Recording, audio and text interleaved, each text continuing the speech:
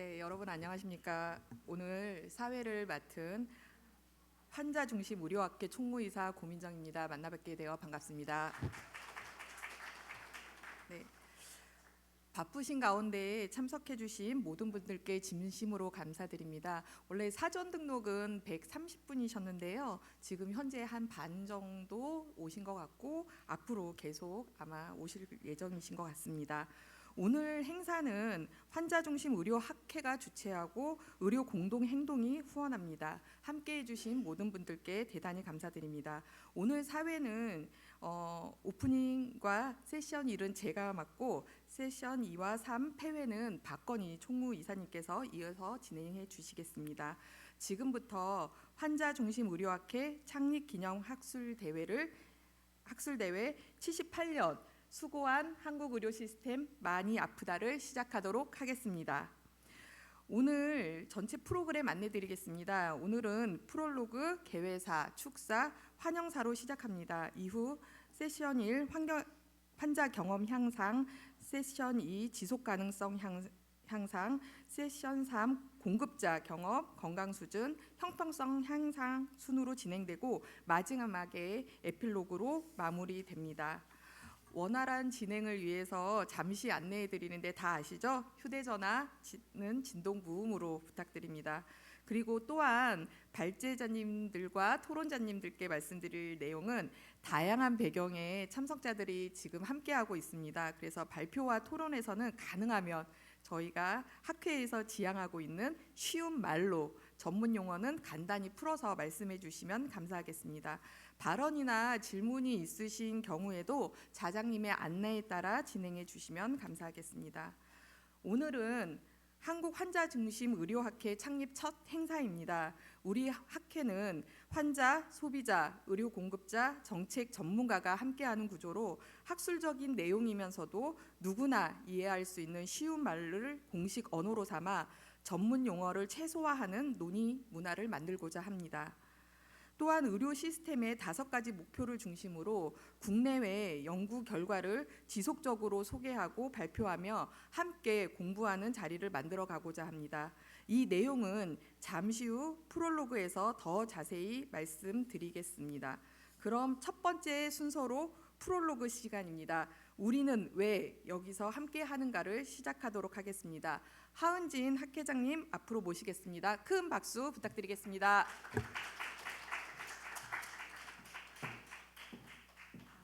안녕하십니까. 오늘 이 뜻깊은 자리에 함께해 주신 모든 분들께 감사드리고 우리가 왜 공동행동에서 학회를 만들게 되었는가에 대해서 말씀드리겠습니다. 공동행동에서 학회로 우리는 왜 여기에 함께 있는가? 우리는 지난 의정사태라는 큰 충돌을 지나며 한 가지를 분명히 보았습니다. 지금의 한국의 의료는 지속 가능하지 않다는 것. 그리고 그 의료를 구성하고 있는 각 집단이 서로 다른 이야기를 하고 있다는 것. 그런 절박한 외침들은 서로에게 닿지 않고 결국 아무것도 바꾸지 못하고 있다는 것입니다. 의정사태를 거치며 느꼈던 환자들의 피해, 그리고 현장의 절박함, 그러나 또 정책은 속도를 내고 그것이 제자리에서는 워킹하지 않으면서 제도는 한계를 보이고 있는 상황을 우리는 모두 다 지켜보았습니다. 그 과정 중에 서로 오해했고 불신했고 원망하였습니다. 그런데 역설적으로 그러한 의정사태 속에서 오히려 직접 만나서 이야기를 하면서 비로소 알게 되는 것들이 있었습니다. 서로를 이해하면 또 무엇을 지켜야 하는지 우리 모두가 추구하는 바는 같다는 것을 말입니다. 그래서 공동의 목표를 확인할 수 있었고 그것이 우리 모두를 위한 안전한 대한민국 의료를 세우는 것이었습니다. 그렇게 해서 만들어졌던 소중한 경험이 더 나은 의료 시스템을 위한 의료 소비자, 공급자 공동행동이었습니다. 공동행동을 통해서 저희는 누가 이기냐의 싸움이 아니라 환자와 시민의 삶을 지키는 의료로서 의료를 공공의 과제로서 다시 청하였습니다. 우리는 함께 책도 썼고 성명서도 냈고 토론회도 열었습니다. 그걸 통해서 우리 의료가 환자 중심이면서 지속 가능해야 된다라는 것을 많은 분들께 알렸습니다. 그 과정은 연대의 과정이었고 이해의 과정이었습니다. 그렇지만 그 과정에서 동시에 한계를 느꼈습니다. 그것이 바로 우리가 지금 환자중심 의료학회라는 이름으로 모이게 된 이유입니다. 목소리만으로는 시스템을 바꿀 수 없습니다. 좋은 의도는 지속 가능성을 담보하지 않았고 옳은 방향도 정교한 설계와 검증 없이는 현장에서 작동하지 않습니다. 그래서 공동행동이 연대의 이름이었다고 한다면 학회는 그 연대를 지식과 제도로 변환해가는 과정이라고 생각이 듭니다. 지난 1년 반간의 의정사태 동안 저희는 우리나라 의료에 비어있는 근거들의 빈칸을 보았습니다. 당사자들의 목소리는 매우 뜨거웠지만 그 목소리가 정말로 어떤 문제를 일으키고 있는지, 어떻게 해결했을 때 개선 방향이 보일지, 개선했을 때 어떤 효과들을 보일 것인지에 대한 체계적인 연구가 전혀 진행되고 있지 않다는 것을 알 수가 있었습니다. 최근에 발표되었던 의료 인력, 그러니까 의사 추계 결과를 보더라도 그렇습니다. 넣고 싶은 다양한 가정들이 있었지만 그 가정들을 보여줄 만한 연구들이 전무했기 때문에 제대로 연구의 추계에 반영을 할 수가 없었던 것입니다. 따라서 그러다 보니 만들어진 추계는 거칠었고 그 결과에 대해서 오히려 신뢰 논쟁만 일으킬 뿐이었습니다. 논의가 제대로 된 근거 위에서 이루어지지 않았을 때 결국 구도로 흐르게 되고 환자와 현장 모두가 더 큰 비용을 치르게 된다는 사실들을 계속해서 깨닫고 있기 때문입니다.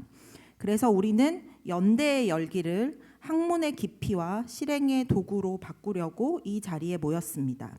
환자중심 의료학회는 증거를 만들고 해법을 함께 설계하고 실험하고 평가하며 확산시키는 실천적 플랫폼이 될 수 있는 근거가 될 것입니다.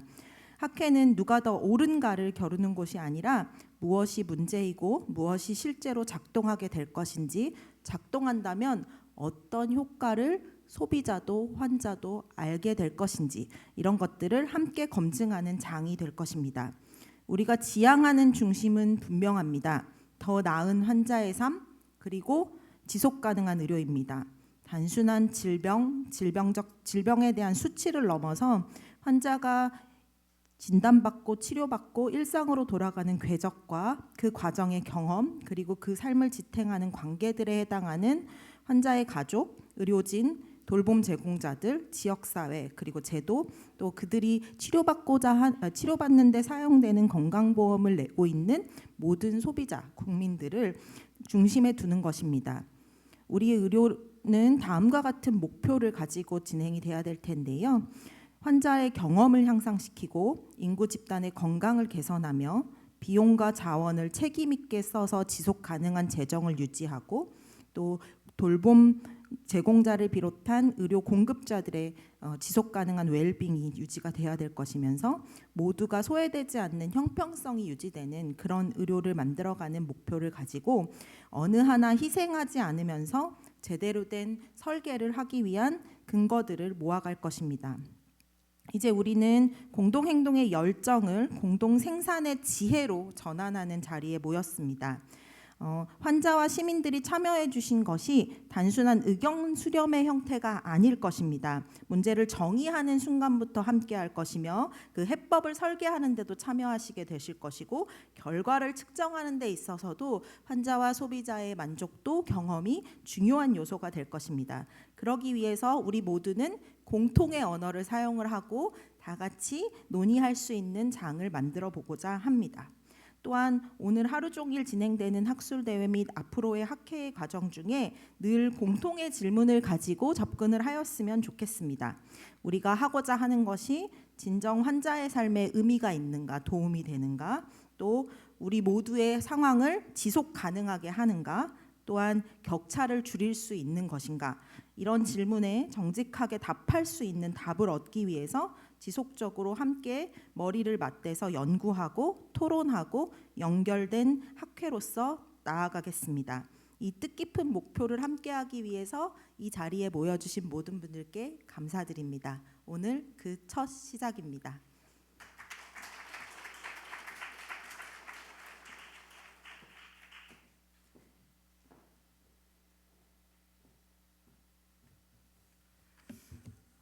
지금까지 오늘 학술대회 프롤로그를 통해서 한국 환자 중심 의료 학회가 어떤 취지와 방향으로 출발하는지 간략히 소개해 드렸습니다.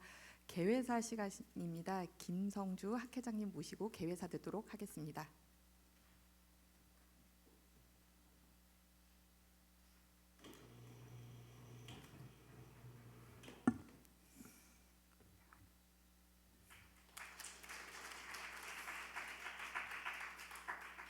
존경하는 내 기분 여러분, 그리고 이 자리에 함께해 주신 의료계 관계자 및 환자 가족 여러분, 안녕하십니까? 환자중심 의료학회 학회장 김성주입니다. 오늘 저는 학회장이라는 무거운 직함 이전에 2014년 식도암 진단을 받고 지난 10여 년간 대한민국 의료의 최전선에서 사투를 벌여온 한 명의 환자로서 이 자리에 섰습니다. 우리나라 의료는 세계 최고 수준의 기술력을 자랑하고 있습니다.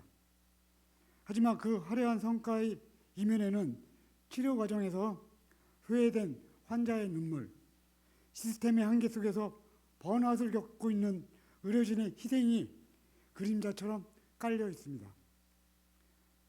저는 중증 질환자들과 함께하며 환자가 단지 치료의 대상이나 통계의 숫자로 취급받을 때 발생하는 비극을 매일 목격해 왔습니다. 이제 우리는 질문을 해야 합니다. 누구를 위한 의료인가?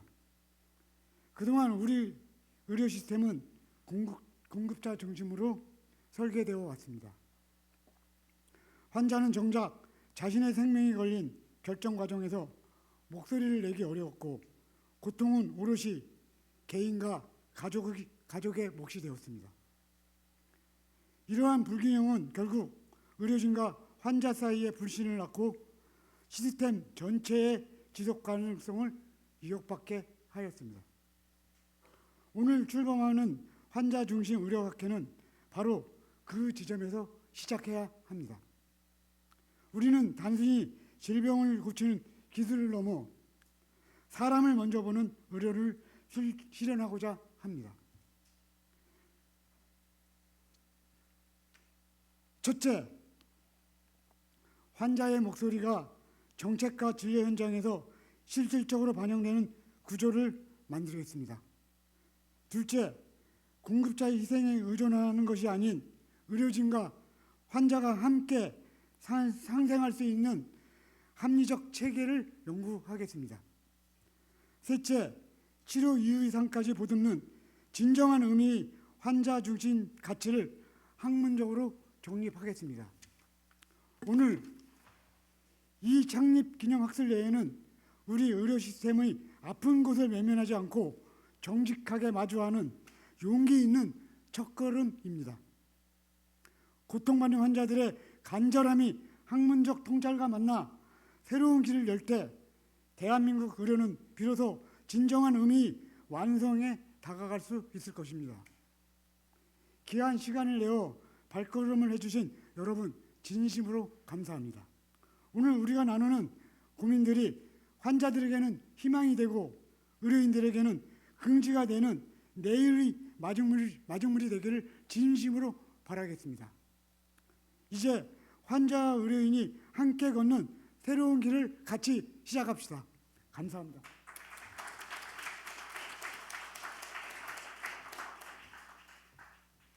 오늘 말씀처럼 한국 환자중심 의료학회가 환자, 소비자, 의료 공급자, 정책 전문가가 함께 배우고 연구하며 우리의 의료 시스템을 더 환자 중심적으로 발전시키는 의미 있는 출발점이 되기를 기대합니다.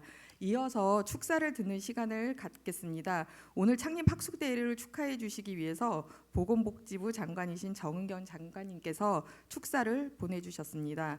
오늘 행사에서는 정은경 장관님의 축사가 유일한 공식 축사로 준비되어 있습니다. 바쁘신 일정 속에서도 학회 창립을 축하해 주는 메시지를 보내주신 점 깊이 감사드립니다. 함께 시청하시겠습니다.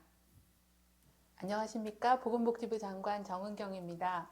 대한민국 보건의료의 질적 도약과 지속가능한 미래를 위해 환자, 소비자, 공급자, 그리고 정책 전문가가 한 뜻으로 뭉친 한국 환자중심 지속가능 의료학회의 창립을 진심으로 축하드립니다.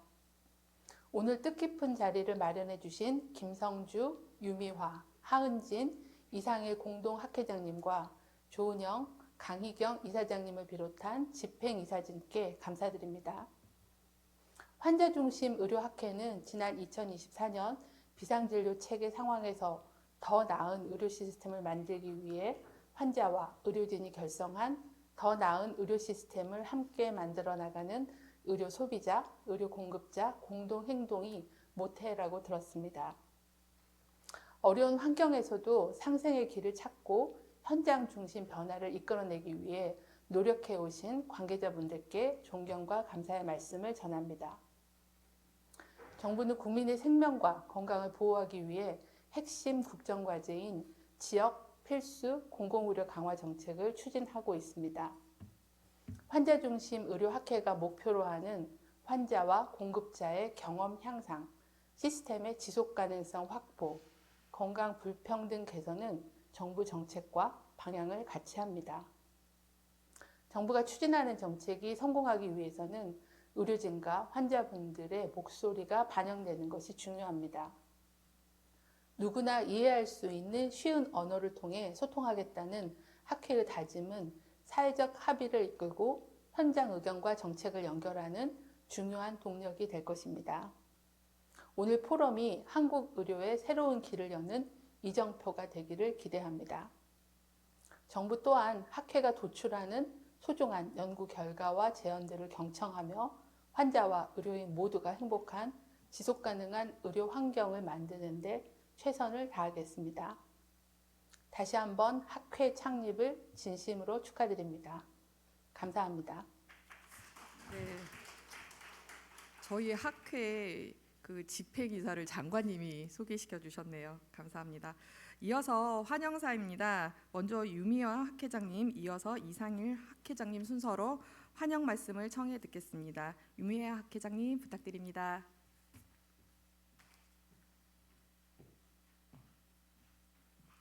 반갑습니다. 여러분 여기 이 자리에 창립 포럼에 함께해 주신 모든 분들 환영하고 진심으로 감사드립니다. 저는 녹색소비자연대 상임대표 유미아입니다. 오늘 제가 이 자리에 쓴 것은 환자중심 의료학회 소비자 분과 학회장으로 이 자리에 서서 여러분들을 맞이했습니다. 의료 소비자로서 의료는 단순한 서비스가 아니라 우리 사회의 중요한 공적 시스템이라고 생각하며 활동하고 있습니다. 이 과정에서 제가 든 생각은 우리가 아플 때 제대로 치료받을 수 있을까라는 질문을 갖게 됐습니다. 이런 생각은 여러 질문을 갖게 했고 그 질문에 대한 답을 찾아가는 과정에서 여기까지 왔다고 생각합니다. 그리고 오늘 환자중심 의료학회를 출범하게 되었다고 생각합니다. 지금 제가 갖고 있는 대한민국 의료 시스템에 대한 질문은 환자가 갖고 있는 불안과 우리나라 의료 시스템이 지속 가능한가에 대한 질문이고 불안이라고 생각합니다. 오늘 출범하는 환자중심 의료학회는 환자, 소비자 그리고 의료 현장의 전문가들이 같은 테이블에서 의료의 미래를 함께 생각하고 연구하고 논의하는 공간입니다. 그래서 여러분들과 함께 학회가 한 가지 변화를 만들어 주시길 기대합니다. 전문가만이 아니라 소비자도 이해하고 환자도 참여하는 의료 논의의 장으로 함께 만들어가 주십시오. 환자와 소비자는 의료의 대상이 아니라 의료 시스템을 함께 만들어가는 주체입니다. 그래서 의료 소비자의 더 좋은 의료 소비의 선택이 더 좋은 의료 시스템을 만들고 더 좋은 의료 시스템이 더 나은 세상을 만들어 간다고 생각하면서 오늘 학회 출범이 그 변화의 시작이 되길 기대합니다. 여러분과 함께 최선을 다해서 노력하겠습니다. 함께해 주신 여러분들께 진심으로 감사드립니다. 고맙습니다.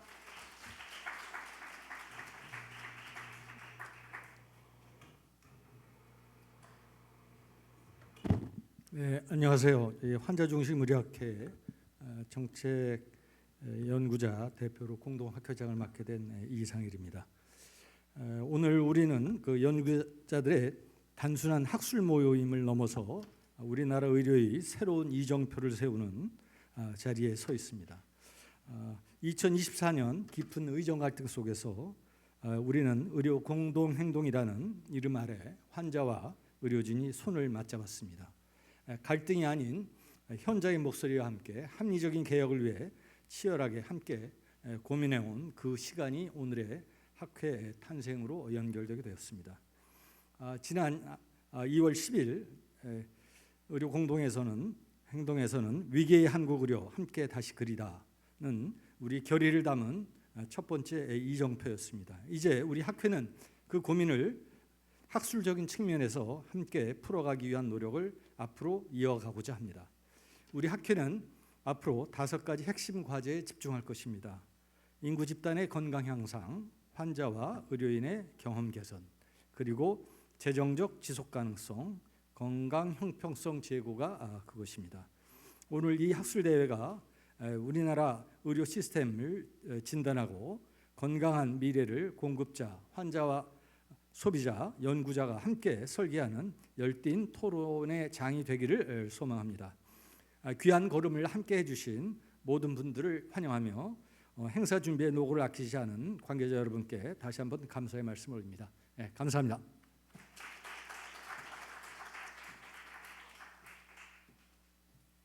네, 그래도 어떻게 프롤로그 시간인데 거의 저희가 시간을 잘 맞췄습니다. 네, 지금부터 세션 1 시작하도록 하겠습니다. 세션 1의 주제는 환자 경험 향상입니다. 오늘 세션 1 진행을 맡아주실 자장 두 분을 모시겠습니다. 이상일 학회장님, 한세원 서울대학교 병원 혈액종양내과 교수님입니다. 두 분 자장님을 큰 박수로 모시겠습니다.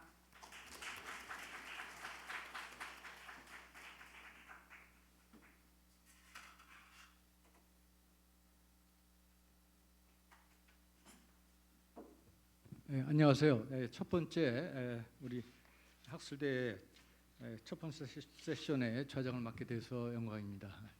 저는 이 학회의 공동 학회장을 맡은 이상일입니다. 오늘 저희 학회에서 다루고 있는 주제들이 여러 가지 주제가 있지만 그 중에 첫 번째 세션을 환자 경험 향상이라고 하는 저희 학회의 어떤 측면에서 보면 상징적으로 제일 창립 학술대회 첫 번째 세션으로 정하는 것이 상당히 의미가 있다고 생각합니다. 두 분 발표자를 모시고 저희 세션을 진행하도록 하겠습니다. 두 분 발표가 있고 그다음에 4분 토론이 있는데 두 분 지금 배정된 시간이 30분으로 되어 있고 4분 토론에 20분이 배정되어 있습니다. 그래서 시간이 발표자분들이 조금 단축해 주시면 저희들 토론하고 또 우리 토론자 이외에 또 이 자리에 참석하신 다른 분들 의견 같이 나눌 수 있으면 좋겠다 하는 생각입니다. 네, 공동좌장을 맡은 서울대병원 한재원입니다. 학회는 집행이사를 맡고 있습니다. 네, 그러면 우리 이어서 저희 학술대회 첫 번째 세션의 첫 번째 발표를 시작하도록 하겠습니다. 첫 번째 세션의 발표는 환자 중심의 의료 서비스 질, 환자 의료 서비스 이용 경험과 의료 서비스에 대한 기대의 다국가 국제 비교에 대해서 가톨릭대학교 보건의료경영대학원의 이화영 교수님께서 발표해 주시겠습니다. 발표 부탁드립니다.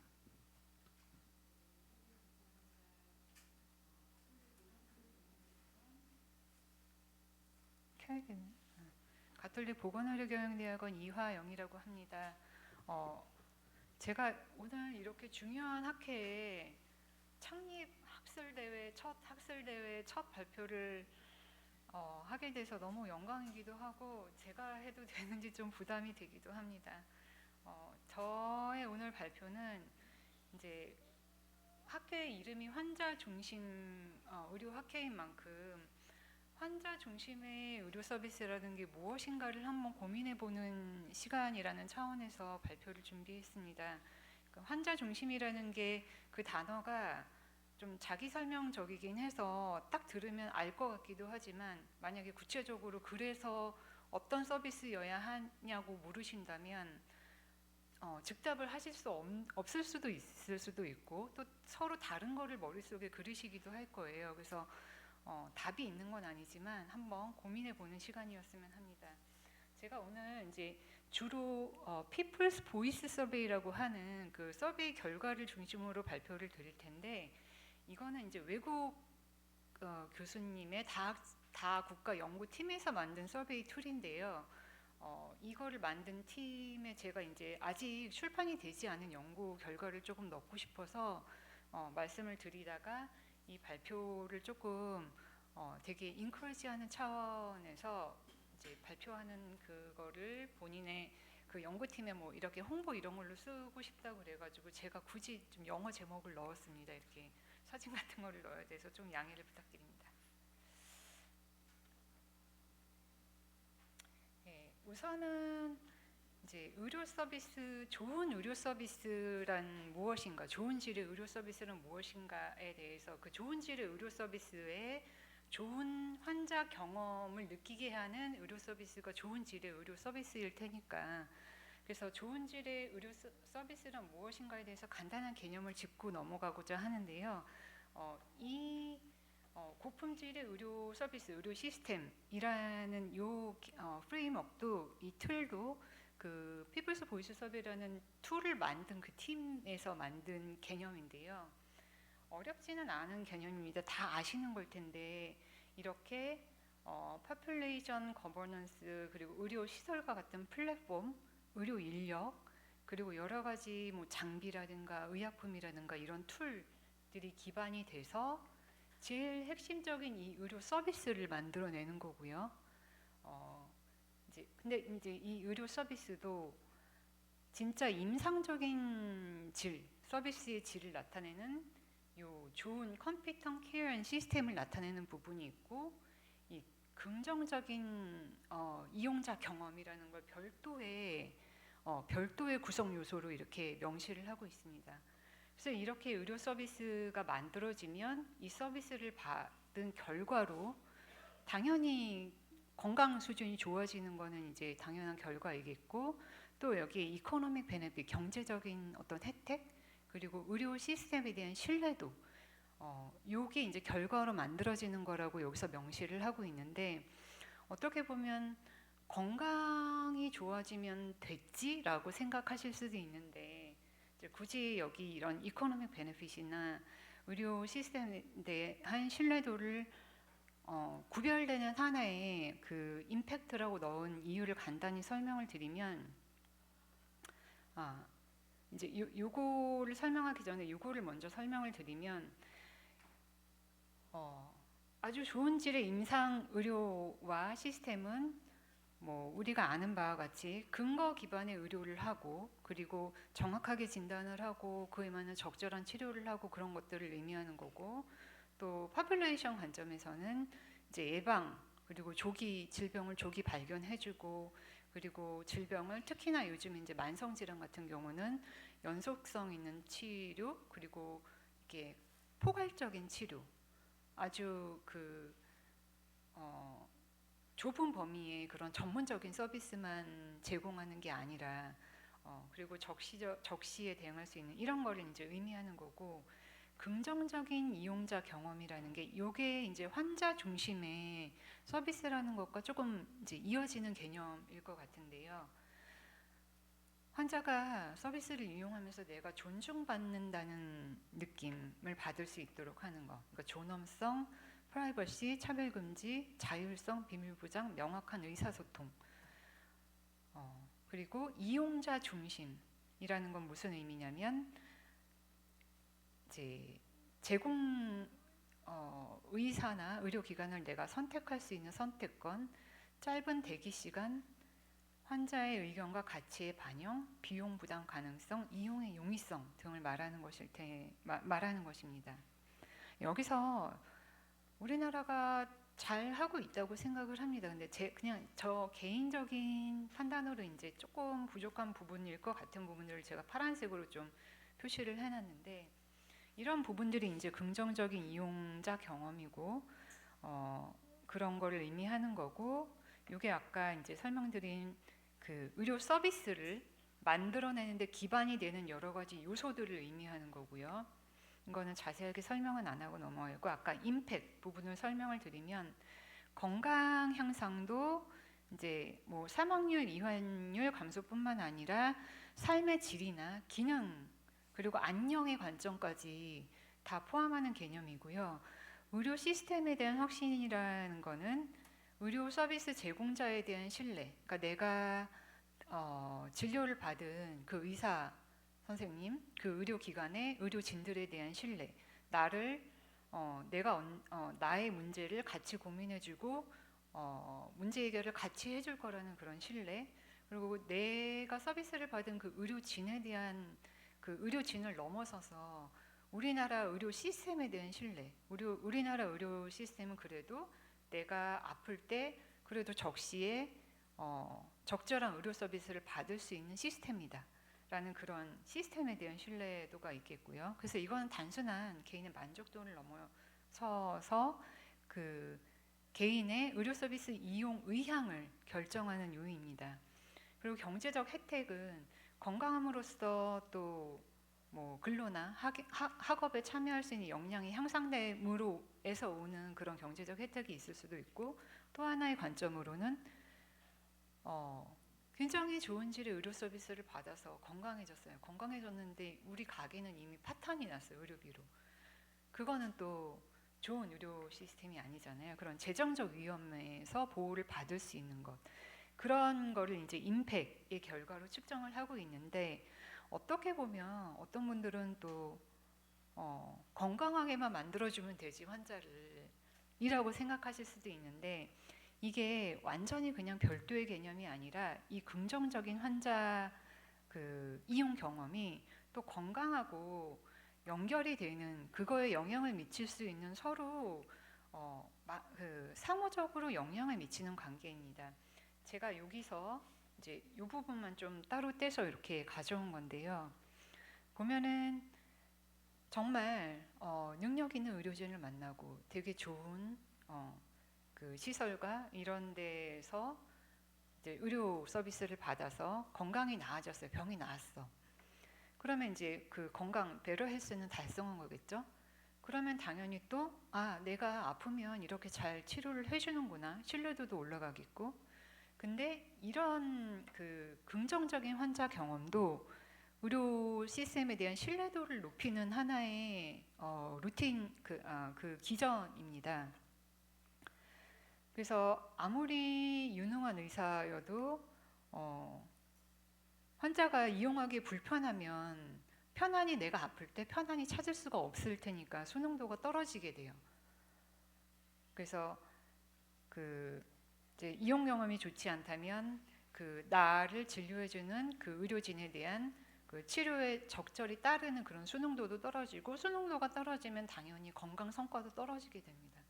그래서 이렇게 서로 영향을 미치고, 그리고 이게 신뢰도가 높아지면 더 거시적 관점에서는 의료 보험료, 뭐 세금으로 하는 나라에서 이제 세금이 될 텐데, 내가 더 그 보험료를 내고자 하는 의향이 높아지겠죠. 우리 흔히 말하는 지불 의사, willingness to pay가 높아질 겁니다. 그러면 이 willingness to pay는 그 시스템에서 기본적인 세수를 확보하는 수단이니까 재원이 또 확보가 되면은 당연히 보장성이 높아지고, 그러면 환자들도 의료 서비스를 이용하면서 더 재정적 보호가 될 수 있는 기전으로 이어질 수 있다는 거죠. 그래서 이게 단순히 그냥 환자를 만족시키자는 개념이 아니라 그 건강 수준과 그리고 의료 시스템에 대한 신뢰도, 세수 확보 이런 것까지 다 이어지는 개념이기 때문에 그런 측면에서도 굉장히 중요하다는 겁니다. 그러면 이제 환자 중심의 의료 서비스란 무엇인가? 단순히 정말 환자가 요구하는 환자의 니즈를 다 충족시켜 주는 것인가라고 생각했을 때, 이제 그거에 대해서 좀 이제 연구 결과인데요.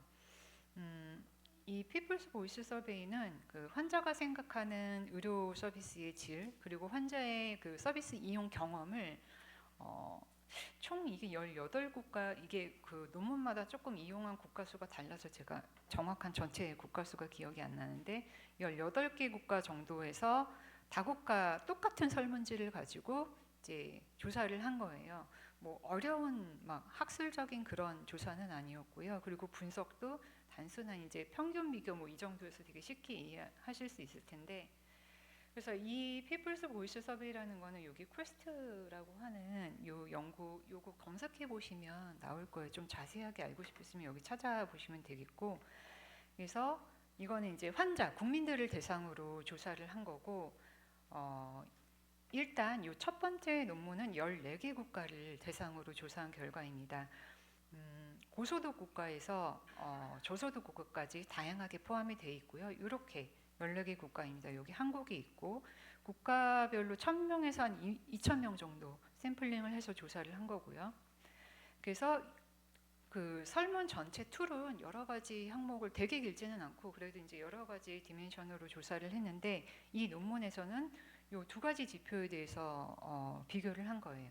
하나는 뭐냐면 지난 12개월 동안 의료 서비스를 이용한 경험이 있는 환자에게 국민에게만 조사를 한 건데, 그 받은 1년 동안 이용한 서비스에서 그거에 대해서 질이 어떻다고 생각을 하느냐, 이거를 점수로 매기게 했어요. 그래서 excellent부터 poor까지. 그래서 excellent, very poor 이거를 그냥 1로 하고, good, fair, poor로 이제 평가한 경우를 0으로 했는데, good은 우리가 생각하기에는 좋다고 평가하는 것 같지만 실제적으로는 저도 처음 알았는데, good은 그냥 좋지도 나쁘지도 않을 때 중립적으로 기본 응답으로 응답하는 경향이 있는 응답이라고 해요. 그래서 굿이라고 만약에 누구한테 응답을 받았다고 내가 되게 잘했나 이렇게 생각하면 안 된다 그러더라고요.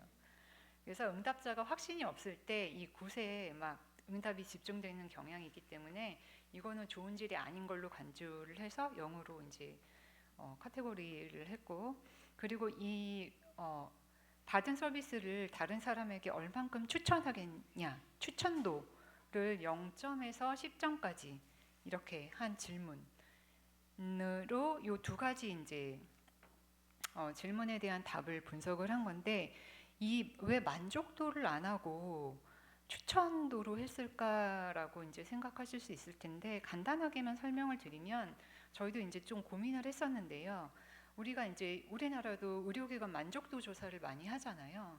근데 저희도 뭐 이제 성모병원도 보면은 환자 만족도 조사 기간이 되면 막 교직원들 식당에 환자 만족도 조사 기간입니다. 뭐 되게 힘써 주십시오. 막 이런 이렇게 그게 붙더라고요. 근데 물론 그런 것 때문에 또 의료진들이 병원이 되게 노력하게 만드는 그런 측면이 있긴 하지만, 다들 한 번쯤은 정말 만족도 조사가 객관적인 측정일까라는 뭔가 깨름직한 그런 게 있으셨을 거예요. 근데 또 더 뭔가 대체될 수 있는 딱히 좋은 지표는 없으니까 계속 하고 있는데, 그래서 이제 이 논문은 저도 이제 참여했던 논문인데, 만족도라는 그 요 지표랑 이 저희가 여기서 사용했던 이 추천도라는 지표를 좀 어떤 게 조금 신뢰도가 있고 평가를 하는데 좋은 지표일지 분석을 해본 건데, 이 추천 의향 지표는 사실은 산업계에서 많이 쓰는 지표예요. 그 자기네 그 제품이 얼마나 남에게 추천하겠냐 요거를 측정을 해서 앞으로의 세일즈를 예측하는 그런 지표라고 하더라고요. 근데 이게 이제 보건의료 쪽에서도 좀 쓰이기 시작하거든요. 그래서 이거는 1점에서 6점까지는 비추천자로 분류가 되고, 7, 8점이 중립자, 90점이 이제 추천자로. 요거는 저희가 임의로 분류한 게 아니라 이제 기본적으로 요 지표를 맞는 사람들이 이렇게 분류를 한 거고요.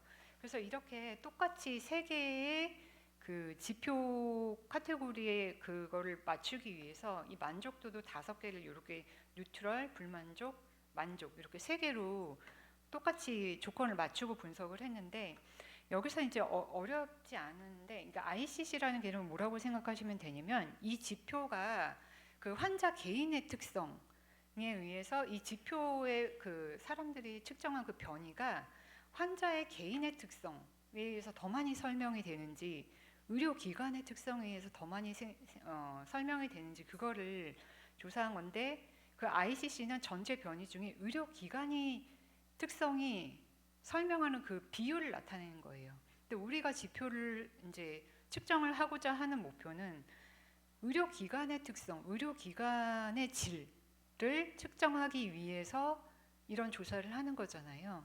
근데 그 지표가 그 개인의 성별이라든가 개인의 교육 수준이라든가 이런 거에서 더 많이 움직인다면 그다지 잘 잡아내는 지표는 아니잖아요. 근데 이렇게 봤을 때 이 NPS 그 추천도 지표가 조금 더 의료기관의 특성으로 설명이 많이 되는 그런 지표로 나왔고, 또 요거는 뭐냐면 되게 어려워 보이는 그래프지만 쉽게 설명을 드리면 그 저희가 184개의 기관을 조사를 했는데 한 기관당 뭐 이제 몇십 명의 그 환자들을 조사를 해서 그 기관의 그 추천도와 만족도를 조사를 한 건데, 요거는 요 한 점이 각 기관이에요. 그래서 각 기관의 이 만족도 평균 점수를 기관별로 평균을 매겨서 이렇게 나래비를 세운 거거든요. 이렇게 낮은 점수부터 높은 점수까지. 그런데 보면은 만족도보다 이 추천도가 더 그 기관 간의 변이가 이 범위가 넓게 나왔어요. 그러니까 변별력이 더 있다는 거죠. 그러니까 만족도 보면은 뭐 이제 모두 다 대부분이 만족한다. 그 정말 가난한 나라, 막 에티오피아, 뭐 의료 서비스 질 되게 안 좋은 국가도 이런 만족도 조사해 보면 95%가 만족한다고 대답하고 이러거든요. 그래서 이런 측면에서 우리가 추천도가 조금 더 좀 좋은 지표겠다 싶어서 이런 걸 요 지표를 사용한 거고, 그래서 이제 다시 이 PVS 결과로 넘어와서 보면은 이 조사 대상자 특성을 보면은 뭐 우리나라는 다른 거는 뭐 그렇게 특이한 사항이 없는데, 이 로우 액티베이션 측면, 로우 액티베이션이 저희가 어떤 질문을 해서 나온 거냐면, 의료진에게 자신의 의료사항을 되게 제기할 수 있다.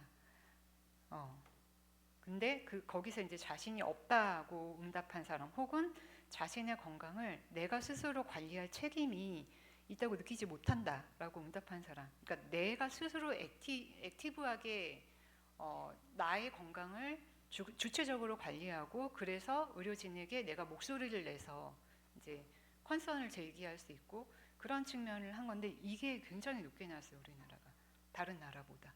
그러니까 뭔가 나의 건강을 내가 스스로 막 관리한다기보다 좀 그냥 의료진에게 맡기고, 그런 게 높게 나왔고, 이제 자기 측정 건강하다고 생각하는 그 비율도 다른 나라보다 월등히 낮게 나왔습니다. 그래서 전반적인 그 추천도와 전반적인 의료 서비스에 대한 질을 보면은 이게 초록색으로 갈수록 좋게 평가를 한 거고, 붉은색으로 갈수록 낮게 평가를 한 건데, 한국을 보면 굉장히 불긋불긋하죠. 심지어 제가 이거 15개 국가 중에 순위를 매겨놓은 건데 거의 꼴찌에서 머물러요. 그러니까 추천도도 추천하겠다고 한 사람의 비율이 제일 낮고, 질의 평가도 제일 낮게 했고 거의 14위. 그리고 구체적인 이제 그 케어 컴피턴스는 약간 좀 임상적인 서비스의 질을 의미하는 거였는데, 우리나라 의료 서비스의 임상적인 질은 어느 나라보다 높지 않나요? 근데도 프로바이더 스킬도 15국가 중에 14위로 나왔고요. 뭐 설명의 명확성, 뭐 심지어 장비, 서플라이 이런 것도 굉장히 낮게 평가가 됐습니다. 그리고 이런 부분은 뭐 우리도 인지하는 그런 부분이니까, 이제 뭐 대기 시간, 그리고 약속하고 기다리는 시간, 그리고 스태프들의 그 예의 바른 정도, 뭐 이런 것들이 다 거의 꼴찌에서 머무르는 것으로 나왔습니다.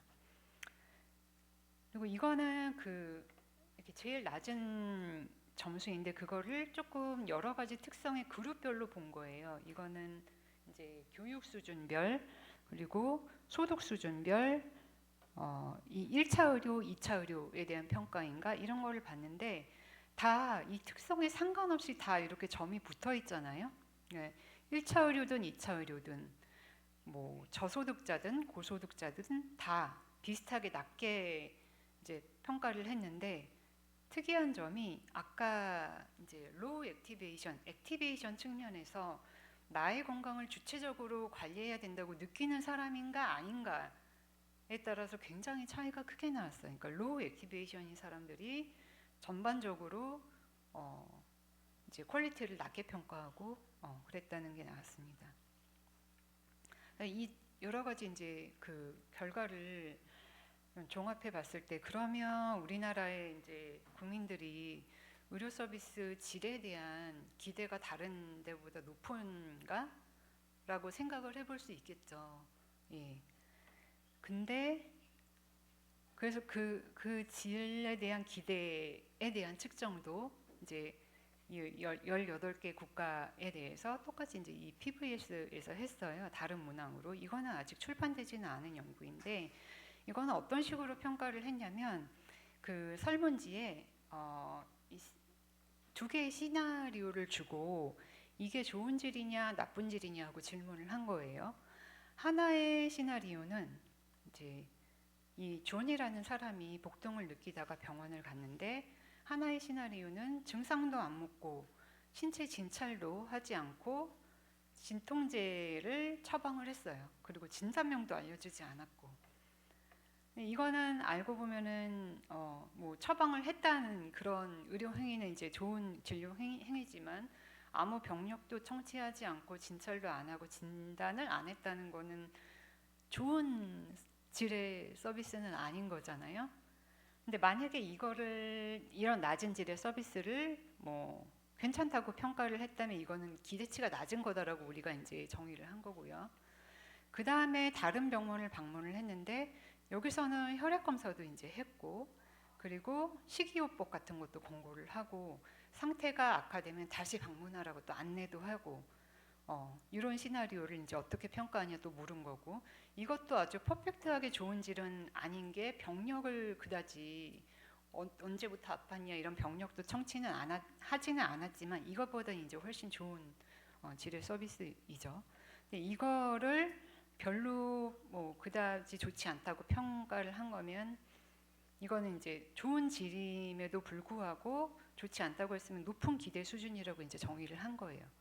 그래서 국가마다 이 low expectation과 high expectation을 비율을 봤더니 우리나라가 이거를 병적 청취도 안 하고 진찰도 안 하고 처방만 한 이거를 괜찮은 좋은 질이라고 평가한 비율이 41%로 제일 높았어요. 제일 높았고 이거는 그런대로 뭐 다른 이제 국가들과 비슷한 비율을 보였고 그래서 이거를 이제 이 논문의 주 저자가 분석을 하면서 이제 저한테 한국의 이 맥락을 좀 설명해 줄 수 있냐고 연락을 줬더라고요. 그래서 저는 뭐 그 사실 제 개인의 생각은 있지만 그게 어떤 근거가 있지도 않고 일단 제 생각이라고 이제 응답을 줬는데 어떻게 논문의 디스커션이 들어갔냐면 그러니까 일단은 이렇게 영국 같은 경우는 낮은 질의 그 진료를 긍정적으로 평가 비율이 6%였던 반면 그러니까 제일 낮았던 국가하고 비교를 하면 뭐 거의 1%인 경우도 있는데 40배 이상 차이가 나는 거예요. 그래서 어떻게 해석을 해서 넣었냐면 이제 발전된 보건의료 체계를 가진 국가라고 하더라도 항상 더 높은 수준을 요구할 거라는 가정을 다시 재고하게 만들고 기대 수준에 있어서 사회 문화적 맥락이 강력한 영향을 미친다고 그렇게 설명을 했고 예를 들어서 한국은 그냥 매우 짧고 약물 처방 중심의 진료가 객관적으로 낮은 질일 수 있음에도 불구하고 이용자의 선호와 부합할 가능성이 있다. 이렇게 이제 짧게 해석해서만 넣었더라고요. 저는 메일을 굉장히 길게 써줬었거든요. 여러 가지 이제 히스토리 맥락도 설명하고 이 부분에 대해서는 모두가 조금 느끼시는 바가 있을 거라고 생각을 합니다. 그러니까 되게 우리도 이제 비공식적으로 말을 많이 하잖아요. 아무튼 여러 가지 막 뭐 먼저 생활 습관 뭐 좀 교정하라고 권고를 하고 길게 설명을 하면 이제 우리나라 그 진료 시간이 짧다고 불만은 하면서도 그런 식의 이제 권고를 길게 하면 오히려 귀찮아하기도 하고 빨리 처방을 해줬으면 좋겠고 병원을 가면 주사라도 한 대 맞고 오면 좋고 이런 식의 그런 선호도가 반영된 게 아닐까 싶습니다. 그래서 전반적으로 이제 종합을 해보면 환자의 니즈는 특히 한국에서는 굉장히 복잡하다. 이게 고소득 고학력이라고 해서 굉장히 높은 수준의 질을 기대하고 만족을 덜하는 것이 아니라 그 결과에 비추어 보면 자신의 건강을 스스로 책임이라기보다 의료 시스템에 맡기려는 이들이 오히려 의료 서비스 질을 낮게 평가하고 있었다. 그러니까 이런 것도 제가 요즘 느끼는 게 제 주변에 그다지 비만이시지 않은 분들이고 심지어 의료진이세요. 임상의신데 위고비 마흔자로 뭐 위고비 이런 걸 맡고 계시더라고요. 그러니까 너무나 쉽게, 그리고 그렇게 만성 질환이 크게 있으시지도 않은데, 그래서 너무 자신의 건강 관리를 이제 그리고 그거를 너무 심각하지 않게 그냥 맞으면 되지 뭐 그렇게. 그래서 그런 사람들이 오히려 의료 서비스의 질을 낮게 평가하고 있었고, 그리고 약간 우리나라 국민들이 왜곡된 선호도를 가지고 있을 수도 있다. 되게 조심스러운 부분이긴 한데 저도 이렇게 말하기. 그래서 이런 거를 무조건적인 환자의 니즈를 맞추는 것이 아니라 환자의 니즈를 정확히 이해하고 건강 성과를 크게 개선하지도 않으면서 전체 의료 시스템의 효율성하고도 맞는 부분이 없는 그런 환자의 니즈는 바로잡을 필요가 있다고 할 수 있겠습니다. 근데 이런 부분은 좀 그렇지만 또 우리가 다 같이 인정하는 그런 부분, 뭐 대기 시간이 길고 진료 시간이 짧고 의료인들로부터 존중감이 좀 덜하고 의사결정에 참여하는 정도가 좀 낮고, 이런 거는 우리나라에서 다 같이 동의하는 바잖아요. 이런 게 아까 설명하는 바처럼 의료 시스템에 대한 신뢰도를 낮출 수 있고, 그러면 또 수능도도 낮추고 다시 건강 성과로 이어지는, 그리고 지불 의사를 낮춰서 보험 세금에 대한 저항감도 높여서 이제 세수로도 이어지는 이런 성과가 나타날 수 있기 때문에 이런 부분은 또 아무튼 개선돼야 될 필요가 있겠고, 그래서 이제 전반적으로 이게 제가 오늘 발표에서 말씀드리고 싶었던 부분입니다. 제 발표는 오늘 여기까지 하고 마치겠습니다. 네, 발표 감사합니다. 우리나라 그 환자 경험을 외국까지 비교하면서 몇 가지 의미 있는 데이터를 소개를 해주셨는데, 아마 간단하게 요약을 하면 환자 경험이라고 하는 게 우리가 일반적으로 생각하는 것보다 다른 나라에 비교해보면 상당히 낮다. 그리고 또 그런 것들이 또 다른 측면에서 보면 별로 그렇게 큰 기대를 갖고 있지 않고, 또 이 선호도나 이런 것들 자체가 왜곡돼 있을 가능성도 있다. 그래서 이제 무조건적으로 지금 환자 요구나 기대에 맞추는 것이 정답이 아닐 수도 있겠다고 하는 이제 그런 시사점을 제시해 주신 것 같습니다. 아마 그런 것들이 여태까지 우리가 살아온 방식이 반영된 결과가 아닌가 하는 생각이 들고요. 앞으로 미래지향적인 이제 지향점을 어떻게 찾아갈지 아마 우리가 앞으로 더 연구해야 될 그런 과제인 것 같습니다.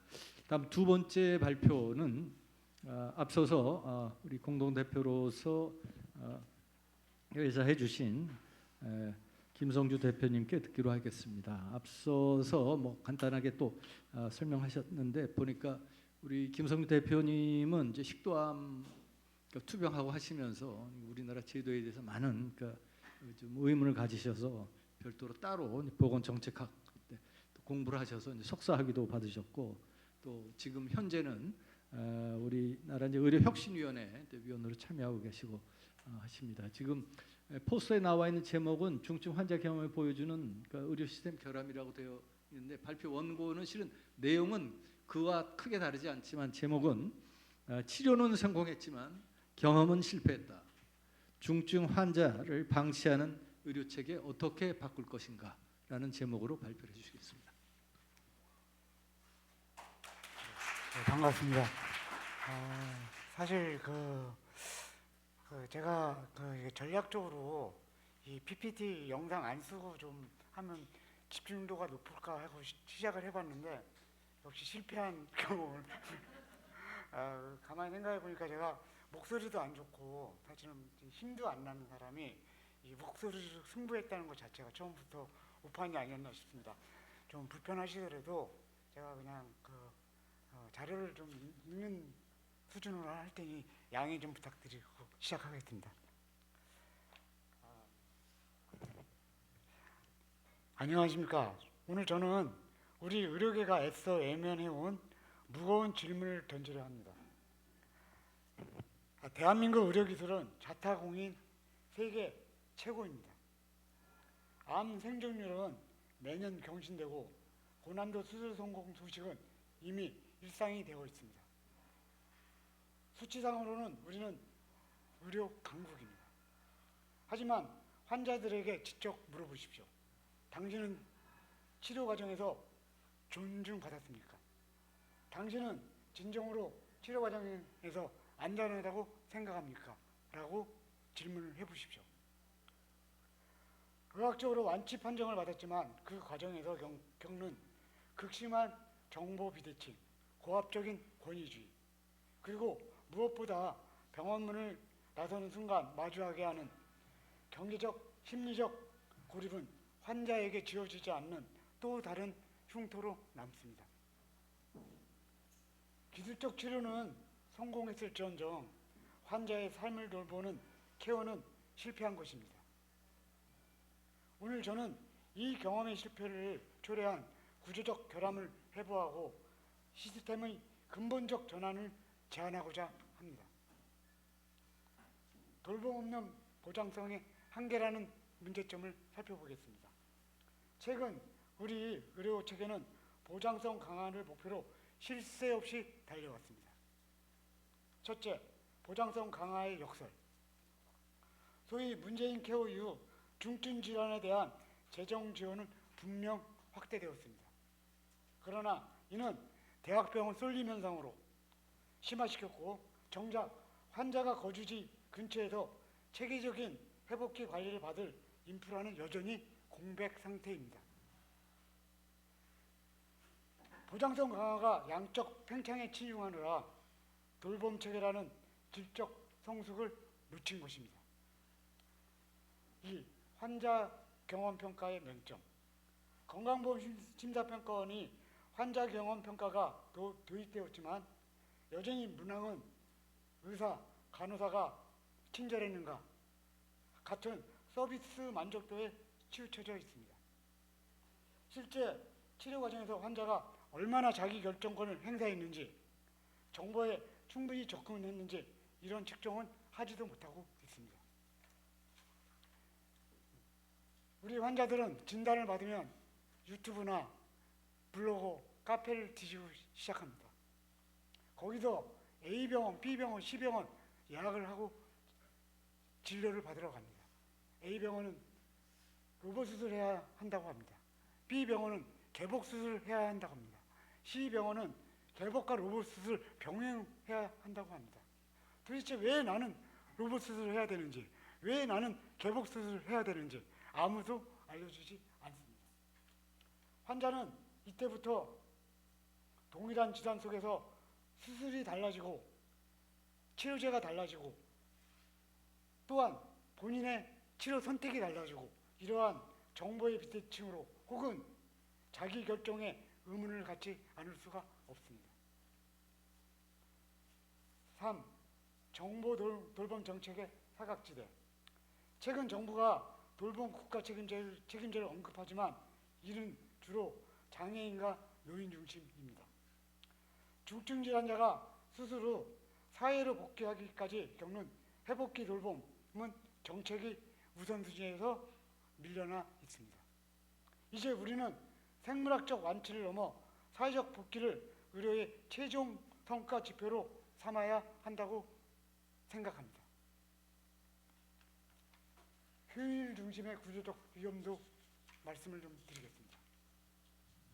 현 시스템의 가장 큰 결함은 3분 진료라는 상징되는 극단적 효율 중심주의에 있다는 것입니다.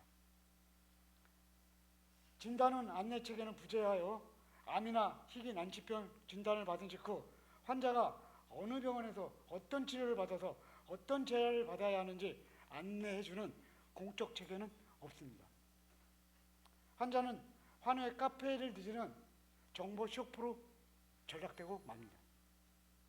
의료 전달 체계 내에 급성기, 회복기, 지역사회를 잇는 공적 내비게이션 시스템은 전무하기 때문입니다. 치료 과정의 분절과 중복에 관한 문제도 말씀을 드리겠습니다.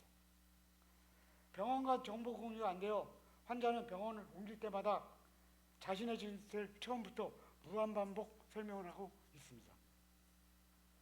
특히 타병원 검사 결과가 있음에도 동일한 CT나 MRI 검사를 다시 받는 중복 검사 비율이 자그마치 15에서 20%나 됩니다. 분명 이것은 명백한 의료 자원 낭비라고 할 수 있습니다. 이러한 과정 속에서 행위별 수까지 한계점도 노출되고 있습니다. 의사가 환자와 깊게 대화하고 삶을 들여다볼수록 병원은 손해를 봅니다. 이는 중증 환자가 겪고 있는 복합하고 다양한 고통을 단순 처치의 대상으로 전락시키고 있습니다. 첫째, 설명의 형식화. 수십 페이지의 수술 동의서는 전문 용어로 가득 차 있어 환자가 이해하기가 거의 불가능합니다.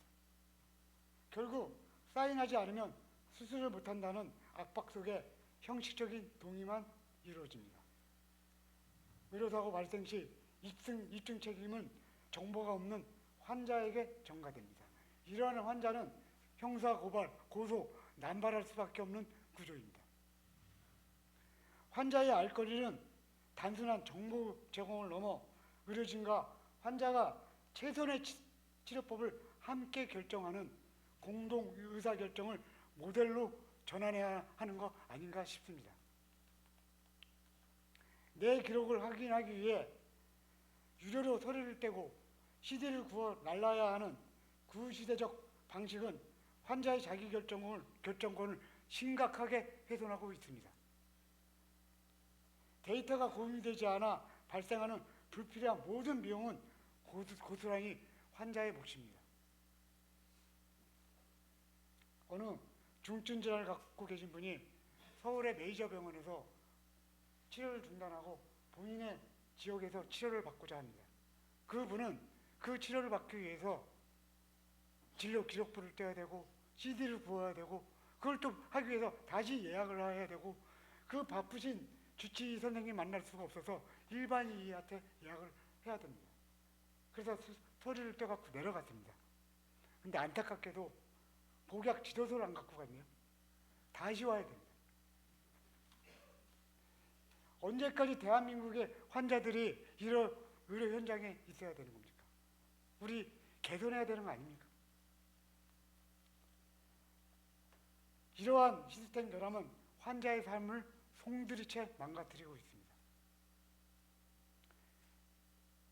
간병비로 인해 경제적 재난이나 파탄에 이르고 있습니다. 현재 간병비 지원 시범 사업이 실시 중이지만 전국 20여 개 요양병원의 특정 고도 환자에게만 제한적으로 적용되고 있습니다. 일반 병동의 사적 간병비는 하루 12만 원, 15만 원, 한 달에 400만 원을 훌쩍 넘고 있습니다. 비급여 약제비까지 포함하면 가게는 순식간에 무너지고 맙니다. 이러한 시범사업이 과연 처음에 생각했던 환자의 치료비를, 간병비를 줄이는 방향으로 갔을까요? 아닙니다. 간병이 질적 향상으로 전환이 됐습니다. 아직도 환자들은 이 제도가 시행이 돼도 환자 본인 부담금은 60만 원에서 70만 원, 심지어 그 이상으로 감당을 해야 되는 구조입니다. 누가 원하는 간병제도인지 알 수가 없습니다. 이미 제가 예를 한 번 드리도록 하겠습니다. 이미 돌아가신 분이긴 하지만 급여자로서 경제적인 여유가 전혀 없던 난소암 말기 이 환자분은 중증 치매를 앓고 있는 어머니를 혼자 모시고 있었습니다. 그러던지 이 환자분은 척추에 암이 전이됩니다. 전이후 척추는 골절되었고 요양병원을 입원하게 되었습니다. 하반신을 전혀 못 쓰는 이 환자분에게는 간병인이 절실하나 경제적 이유로 고용할 수가 없었습니다. 혼자 휠체어에 몸을 싣고 대소변을 봐야 되고 양치질을 해야 되고 세수를 해야 되고 식판을 날라야 됩니다. 이게 대한민국에 있는 의료 현장입니다. 모든 간병과 돌봄의 책임을 국가가 아닌 가족에게 떠넘기는 현실은 가족 간의 갈등과 심적 탈진을 야기합니다. 간병은 더 이상 사적 여경의 비극이 아니라 필수 의료 범주에 포함되어 건강보험 제도 안에서 관리되어야 할 명백한 공적 영역입니다. 완치 후에 환자들은 아직까지도 최근 5년 생존율에 매달리고 있습니다. 이미 5년 생존율은 과거의 얘기입니다. 며칠 전에 폐암 진단을 받고 10년 동안 저하고 소통을 하시던 분이 모처럼 연락이 왔습니다. 10년 만에 재발이 됐답니다. 불과 몇 달 전에 재발이 됐다고 흉부 사진을 찍었는데 엊그저께 전화가 와서 머리에 콩알 만한 게 보인다고 합니다. 불과 저한테 묻습니다. 대표님, 불과 2달 만에 어떻게 머리를 정리가 됐으냐. 신의 영역입니다. 그 의연했던 10년 동안 그 당당했던 그분이 어쩔 줄 몰라고 하면서 불안해하고 초조해하고 그걸 저희 환자들끼리 공유하고 있습니다. 이제 이런 시스템을 질환 중심에서 사람 중심으로 국가 책임명으로 재설계해야 합니다. 노인 장애인 중심 돌봄을 넘어 중증 환자의 회복기 전담 의료기관을 확충하고 안내 체계를 일원화해야 합니다. 요양병원 일부가 아닌 치료가 필요한 모든 단계의 병동에서 간병비를 건강보험 체계 내로 흡수하고 간호간병 통합 서비스를 중증 환자 위주로 재편해야 합니다. 환자가 모바일로 자신의 모든 진료 기록을 실시간으로 확인할 수 있고 타 병원과 직지 공유할 수 있는 플랫폼을 의무화하여 중복 검사를 원천 봉쇄해야 합니다. 중증 환자 전담 코디네이터를 통해 치료뿐만 아니라 심리상담, 복지자원 연결을 통합 지원하는 수가 체계를 마련해야 합니다. 유방 한우들이 수술, 방사선, 항암 등이 끝나고 나면 대부분 타모xifen, 페마라 등 항호르몬제를 복용하고 있습니다. 그 과정 속에서 우울증과 내분비 변화 등으로 다양한 고통을 호소하고 있습니다. 재발의 두려움과 통증 호소, 심리적 불안으로 인한 일상의 복귀가 어려운 상황이지만 이러함에 불구하고도 어떤 의료적 코디네이터들의 도움이나 지원은 전무합니다. 환자와 가족들이 스스로 혹은 환우 카페나 자조 모임을 통해 근근히 자신들의 문제를 해결하고 있습니다. 마무리하겠습니다. 진정한 의료의 성공은 암세포를 제거하는 것에서 끝나지 않습니다. 환자가 치료 과정 전체에서 자신의 삶에 대한 통제권을 잃지 않고 인간다운 대우를 받으며 일상으로 복귀할 때 완성됩니다. 병원 고쳤는데 집은 망했다는 탄식이 더 이상 당연시되는 사회는 정상적인 의료국가가 아닙니다. 치료는 기술이지만 돌봄은 국가의 책임이자 예의입니다. 우리 의료 시스템이 기술적 완벽함을 넘어 인간에 대한 깊은 예의를 갖출 수 있도록 오늘 제안드린 구조적 개혁에 모두 힘을 모아주시기 바랍니다. 경청해 주셔서 감사합니다. 예, 김성주 대표님 감사합니다. 오늘 그 환자를 대표해서 그간 식도암이라는 중증 질환을 앓으면서 경험했던 것들 그리고 주변의 생생한 목소리로 말씀해 주셨습니다. 아마 핵심적인 키워드는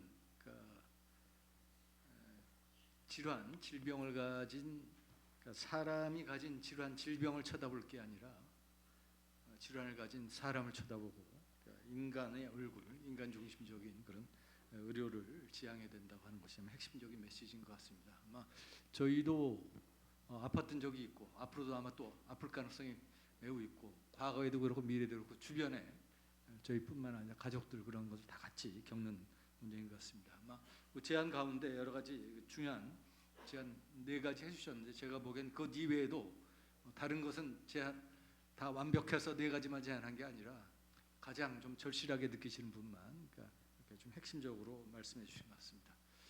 그러면 이어서 4분 토론자 모시고 토론을 진행하도록 하겠습니다. 토론자 4분은 단상 앞으로 나와주시기 바랍니다. 나오시는 동안 토론자 4분 소개해드리겠습니다. 먼저 김혜경 스님께서는 안산 녹색 소비자연대 사무처장으로 계시면서 소비자 피해 구제 제도 개선 공익 소송, 의료 소비자 운동, 청소년 소비자 교육, 녹색 소비 교육 등 활동을 활발히 하고 계셨고요. 두 번째 모신 저희 김양중 스님께서는 의과대학 졸업하고 보건정책 석사, 인문의학 박사를 하신 다음에 최근에는 심평원 상근평가위원으로 근무하시면서 그 적정성 평가 중에서 환자 경험 평가 분과위원장으로 활동하셨었고요. 그리고 저희 세 번째로 장정화 스님께서는 단국대학교 보건과학대학 치생학과 교수님으로 계시면서 돌봄통합 건강연구소 연구소장님으로 또 활동을 하고 계시게 되겠고, 마지막으로 박기민 스님께서는 가정의학과 전문의로서 국민건강보험 일산병원 1차 의료개발센터 1차 의료지원부장님으로 활동하고 계십니다. 그래서 먼저 순서대로 말씀 부탁드립니다.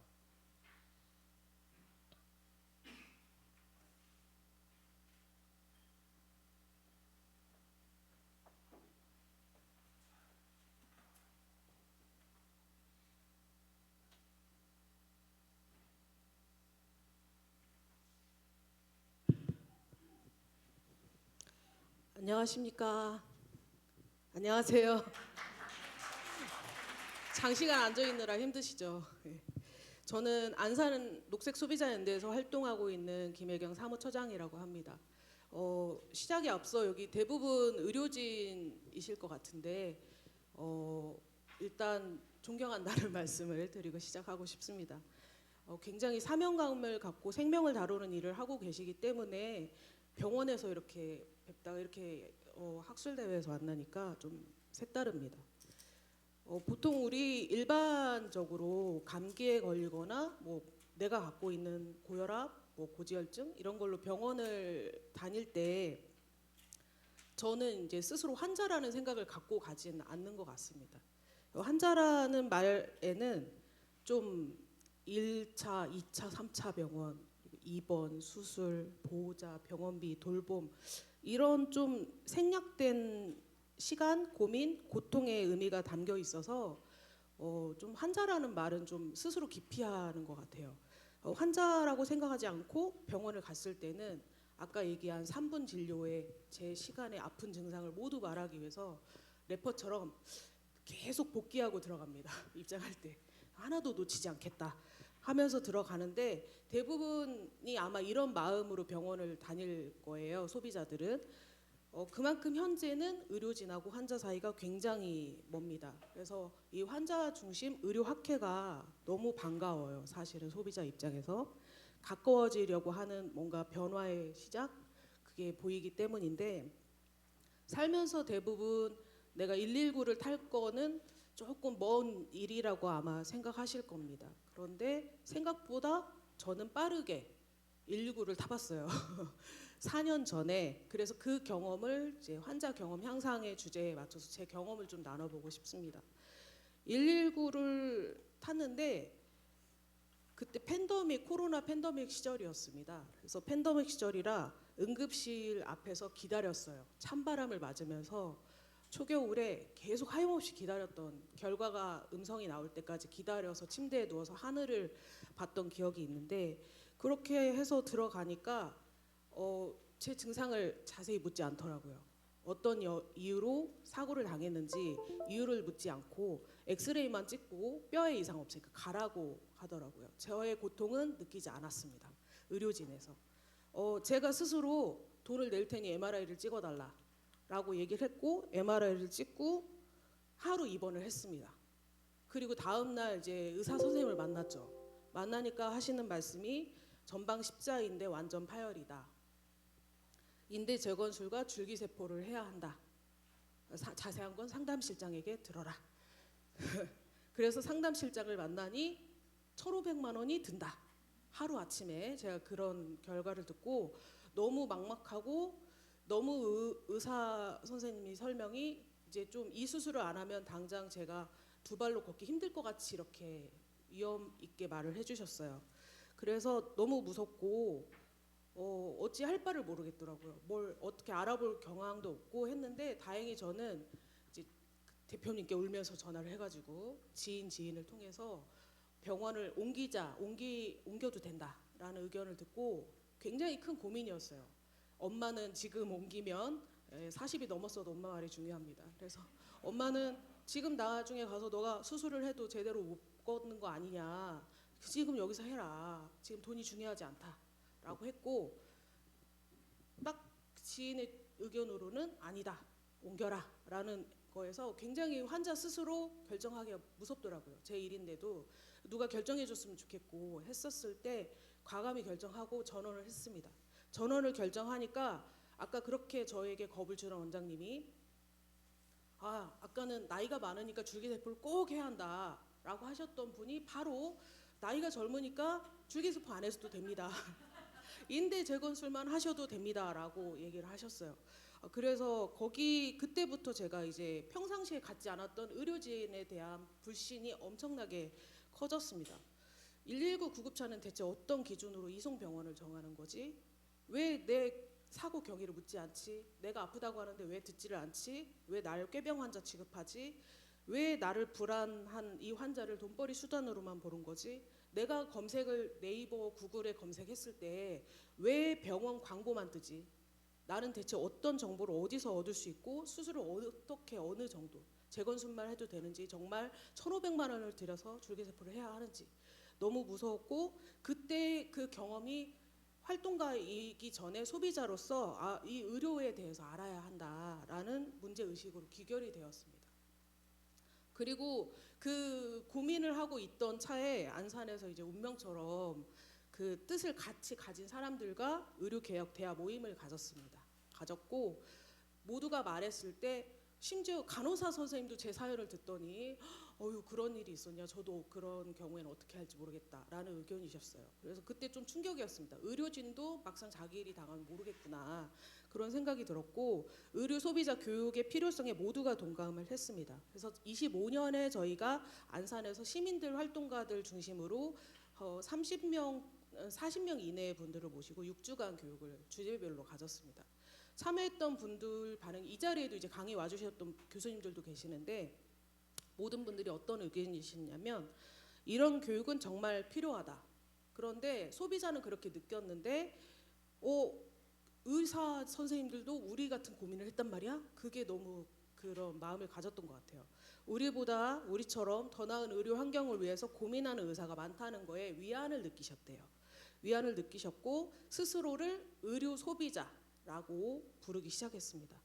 그리고 이제 막연했던 궁금증이 구체적인 질문으로 바뀌었고, 저희가 6강을 통해서 어떤 걸 깨달았냐면, 아픈 이후에 병원 가는 것은 당연한 것이 아니고 아프기 전에 예방을 잘해야 되는구나. 그래서 내 삶의 질을 높이는 것이 중요하구나. 그렇게 하기 위해서는 지역에서 1차 의료가 꼭 반드시 그 체계로 가야 하며 내 주치의가 필요하구나. 그리고 시간에 쫓기지 않는 진료를 선생님만 탓할 것이 아니라 행위별 수가제라는 것이 때문이다. 그래서 우리가 가치 기반 지불 체계로 전환돼야 한다라고 소비자들이 깨달았습니다. 그리고 모두 함께 잘 살기 위한 통합 돌봄이 현재 장애인과 고령층에 맞춰져 있는데 그거는 우리 모두에게 해당되어 있다라는 거를 깨닫게 되었고, 심지어 그 교육에 참여하셨던 분들 중에는 혈압약 뭐 이런 걸 타러 고대병원을 다니셨던 분이 동네 병원으로 바꾸셨습니다. 예, 바꾸셨고 실손보험을 해약해야 하나 마나 그런 고민을 사실 굉장히 불안한데 아직도 하시는 분들이 생겼고, 지역의 돌봄 제도를 스스로 알아보기 시작하셨습니다. 제도가 있네, 안산에 있네라고 알아보시기 시작했고, 그래서 우리는 이 변화했습니다. 안산에 교육을 받으셨던 분이 변화했습니다. 지속 가능한 의료를 통해서는 반드시 환자, 소비자 의견이 반영이 돼야 하고, 잘 마련된, 지금 우리가 논의하고 아마 제도도 개선되고 할 텐데 그 제도에 단순히 우리 소비자는 대상자이고 싶지 않은 거죠. 대상자이고 싶지가 않고 참여자가 되고 싶다라는, 그리고 해야 참여자가 돼야 하고요. 이제 안산은 단순히 의료 소비자 교육을 넘어서 우리가 살고 있는 안산 지역의 의료 정책에 대해서 직접 목소리를 내기 위해서 지역 의료 숙론장을 진행하고 있습니다. 1월부터 매월 한 차례씩 만나서 주제를 지금 하고 있고요. 처음에 통합 돌봄, 지역 1차 의료, 그리고 내일 이제 응급 의료 체계에 대해서 또 논의를 할 예정입니다. 그렇게 숙론장을 운영하는데 대부분 참여하셨던 분들이 얘기를 잘 하실까? 나와 관계없는 전문 영역이라고 생각하실 수 있을 텐데 했지만 저희가 이 참여자들이 굉장히 적극적으로 다양한 의견을 내고 계십니다. 그 과정에서 발견한 것은 그 매 주제마다 인간다움, 존엄성, 그게 가장 관통하는 키워드, 중요 키워드다라고 볼 수 있고요. 의료 시스템을 갖추고 각종 제도 지원을 마련하고 의료진 뭐 체계를 바꾸고 또 뭐 여러 가지에서 우리가 가장 우선해야 할 것은 환자, 의료 소비자 우리만 챙겨달라는 거 아니고요. 그리고 우리가 알고 보니까 의료진 공급자의 그 존엄성 그것도 많이 깨달았습니다. 저희가 비판할 대상이 아니고 같이 가야 할 대상이라는 걸 알았고, 의료 공급자까지 인간다움, 존엄성을 모든 것을 전제로 해야 한다라고 생각하게 되었습니다. 아까 이제 그 자장님께서도 얘기해 주셨지만 우리 모두는 공급자이면서 의료 소비자이시기도 하고 이미 환자이거나 저처럼 환자였거나 잠재적으로 환자이고 또 돌봄을 현재 하고 계시거나 돌봄을 받을 예정인 우리 모두가 똑같은 위치에 있습니다. 그래서 다행인 점은 우리에게 이제 의료 공동 행동이 생겼고 환자 중심 의료 학회가 창립되어서 조금 더 논의가 나아지지 않을까라는 생각이 됩니다. 그래서 희망적이고요. 우리가 일상을 살면서 소비 활동을 매일매일 하고 있는데 소비에는 각자의 취향이 반영이 됩니다. 근데 제가 생각을 해봤을 때 의료 소비라는 부분에는 취향이랄 게 없어요. 소비라 이 기호랄 게 없고 그냥 스스로 알아보고 가장 안전하고 가장 최선의 선택을 하고 있는데, 요게 더 우리가 이렇게 그 최선의 내가 어떻게 해야 안전하게 할지를 고민하지 않고도 시스템 안에서 잘 될 수 있게 아까 말한 환자가 우리 스스로 낮은 질에 만족을 할 것이 아니라 높은 질에 만족할 수 있는 그런 세상으로 나아가길 바랍니다. 감사합니다.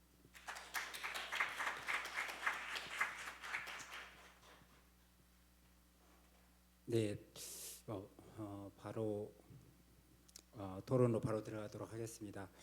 저는 아까 사회자께서 잘 설명해 주셨는데 지금은 이제 건강보험심사평가원의 상근심사위원으로 있으면서 주로 평가를 담당하고 있습니다. 과거에는 제가 한겨레 신문 기자로 이렇게 활동한 기간이 제일 제 인생에서 어떤 직업으로서 긴 기간인데요. 오늘 제목을 보니까 한국의 이 의료 시스템 많이 아프다 이렇게 돼 있어서 어떤 분들은 이 제목을 보면서 정말 많이 아픈가? 뭐 이렇게 고민하시는 분들이 꽤 있는 것 같습니다. 아마 제가 신문 기자 시절에는 정말 많이 아프다를 떠나서 이미 중증 환자 수준이다 이렇게 얘기를 했을 건데 제가 공공기관에 다니다 보니까 많이 정체성에 혼란이 와서 이제는 정말 많이 아픈가? 또는 K 의료가 세계의 가장 중심이 되는 의료, 세계로 수출해야 되는 그런 의료인데 이거 많이 아프다고 해야 되나 그런 고민도 들고 동시에 오바마도 불허하는 한국의 건강보험 제도를 생각하면서 이거 정말 많이 아픈가에 제가 동의해야 되나 이렇게 생각이 들는 동시에 아까 이화영 선생님께서 발표하신 다른 나라와 여러 가지 비교하는 그런 자료 속에서 굉장히 제가 이 환자 경험 평가와 마찬가지로 의료 서비스 경험 조사에 있어서 우리나라의 이 환자들이 의료 서비스를 이용하면서 의사에게 적절히 설명을 들었느냐 또는 만족할 만큼 설명을 들었느냐 그런 수없는 설문조사에서 또는 환자 경험 평가에서 항상 80점을 달하는 걸 보면서 우리나라 사람들은 80점 주기를 너무 좋아하나 싶은 생각이 들 정도로 이 점수의 정체는 도대체 무엇인가 항상 고민을 하고 있었는데 일정 정도 답을 들었다. 저는 개인적으로는 이 상당히 이 우리나라 환자들이 그냥 현재 의료 체계에 대해서 그냥 이렇게까지 표현하는 게 적절한지 모르겠지만 좀 포기했다 뭐 이런 정도의 생각이 들어서 점수를 80점으로 주고 있지 않나 하는 놀라운 생각을 제가 하고 있었고 마침 환자 경험 평가도 항상 점수를 매기다 보면 종합 점수가 해년마다 5차에 걸쳐가면서 묘하게도 점수가 거의 80점에 일치하는 놀라운 현상을 보이고 있어서 저는 개인적으로 이 80점의 정체는 무엇인가 항상 고민하고 있음을 말씀드립니다. 김성주 대표님의 발표를 들으면서 한국의 의료 시스템이 많이 아프다를 떠나서 정말 환자들이 굉장히 많이 아프다 이런 생각이 들었습니다. 일단 병원을 찾기 위한 노력부터 시작해서 병원에 들어와서 많은 의사결정 과정 속에서 환자들이 소외되어 있는 측면들 이런 부분들에 대해서 환자 경험 평가를 통해서 계속 바꿔보려고 노력은 했지만 여전히 저희들이 충분히 이것 환자들의 목소리를 제대로 반영하지 못하고 있음에 대해서 아주 신랄하게 비판해 주셔서 그 부분들을 앞으로도 계속 개선의 과제로 삼아야겠다 이런 고민들을 하고 있습니다. 의사를 단순히 만나서 얘기들을 환자 경험 평가에 보면 의사에 대한 점수가 가장 낮게 표현이 되고 환자들이 스스로의 고충이라든지 불만을 제기할 영역에 대한 점수가 항상 가장 낮게 점수가 나오고 있습니다. 아까 80점에서 못 미치는 점수들이 그 두 가지에 해당되는데요. 이 부분에 대한 내용들을 좀 설문조사로서 고치는 데는 한계가 있다고 생각이 들고 환자 경험 평가의 결과를 바탕으로 이러한 환자 존중 문화 또는 환자 중심의 문화들이 어떻게 확산될 수 있을 것인지에 대해서 심사평가원에서 계속 고민을 하고 있는데 아직 명확하게 답변을 못 드리고 있음에 대해서 이 자리를 빌려서 다시 한번 죄송하다는 말씀을 제가 대표자는 아니지만 아무튼 말씀을 드립니다. 환자 경험 평가에서 사실은 이 보건학의 좀 문제라고 하면 하나의 문제일 수 있는데 아까 우리가 수많은 자료들을 보면서 대부분 통계로 얘기하다 보니까 아까 80%가 나오고 80점이 나오는 현상들이 계속 벌어지고 있고 그 안에서 통계의 점수는 굉장히 높게 나올지 모르겠지만 실제로 김성주 대표님께서 발표하셨듯이 중증 질환에 대한 문제라든지 또는 성별에 대한 문제라든지 또는 고령자로서의 문제라든지 연령별 문제 그리고 지역별 문제 제가 강원도에 산 지 한 7년째 되면서 강원도에는 계속 이렇게 좋은 의료기관이 없을까 항상 고민하게 되는 이 지역에 대한 문제들을 계속 제대로 반영하지 못하는 문제를 저희는 계속 가지고 있습니다. 그래서 환자 경험 평가라든지 심평원의 많은 적정성 평가에서 어떻게 하면 이 질환의 중증도에 따라서 나타나는 문제라든지 성별, 연령별 그리고 지역별 차이에 대한 내용들을 격차를 좀 줄여갈 수 있느냐 하는 부분들을 계속 담으려고 노력하고 있습니다. 환자 경험 평가에서도 과거에는 코로나 시절에는 코로나 환자들을 대상으로 별도의 환자 경험 평가에 대한 만족도라든지 실제 경험 평가를 별도로 조사를 한 적이 있고요. 또 장애인에 대해서도 우리나라 장애인 등록자를 활용해서 장애인이 가지는 환자 경험 만족도나 환자 경험 평가는 어떤가 이런 조사들을 해본 적이 있습니다. 제가 이 조사가 굉장히 만족스럽다는 뜻은 아니고요. 앞으로는 이 환자 경험 평가가 계속 더 확산되고 2년에 한 번씩 했다면 올해부터는 매년 진행을 하게 되고 또 이제 종합병원 이상에서 계속 진행되었다면 앞으로 올해부터 그렇게 하겠다는 뜻은 아닌데요. 앞으로 병원이라든지 더 나아가서 의원 그리고 응급실이라든지 검사실 여러 분야로 계속 확대할 계획들을 가지고 있습니다. 그래서 이런 분야에서 단지 전체적인 통계로만 나타나지 않고 이런 중증 질환이라든지 성별, 연령별 또 지역별 차이에 따른 여러 가지 이 경험들에 대한 환자 존중 문화를 확산시키기 위한 노력들을 계속 진행할 계획 속에 있습니다.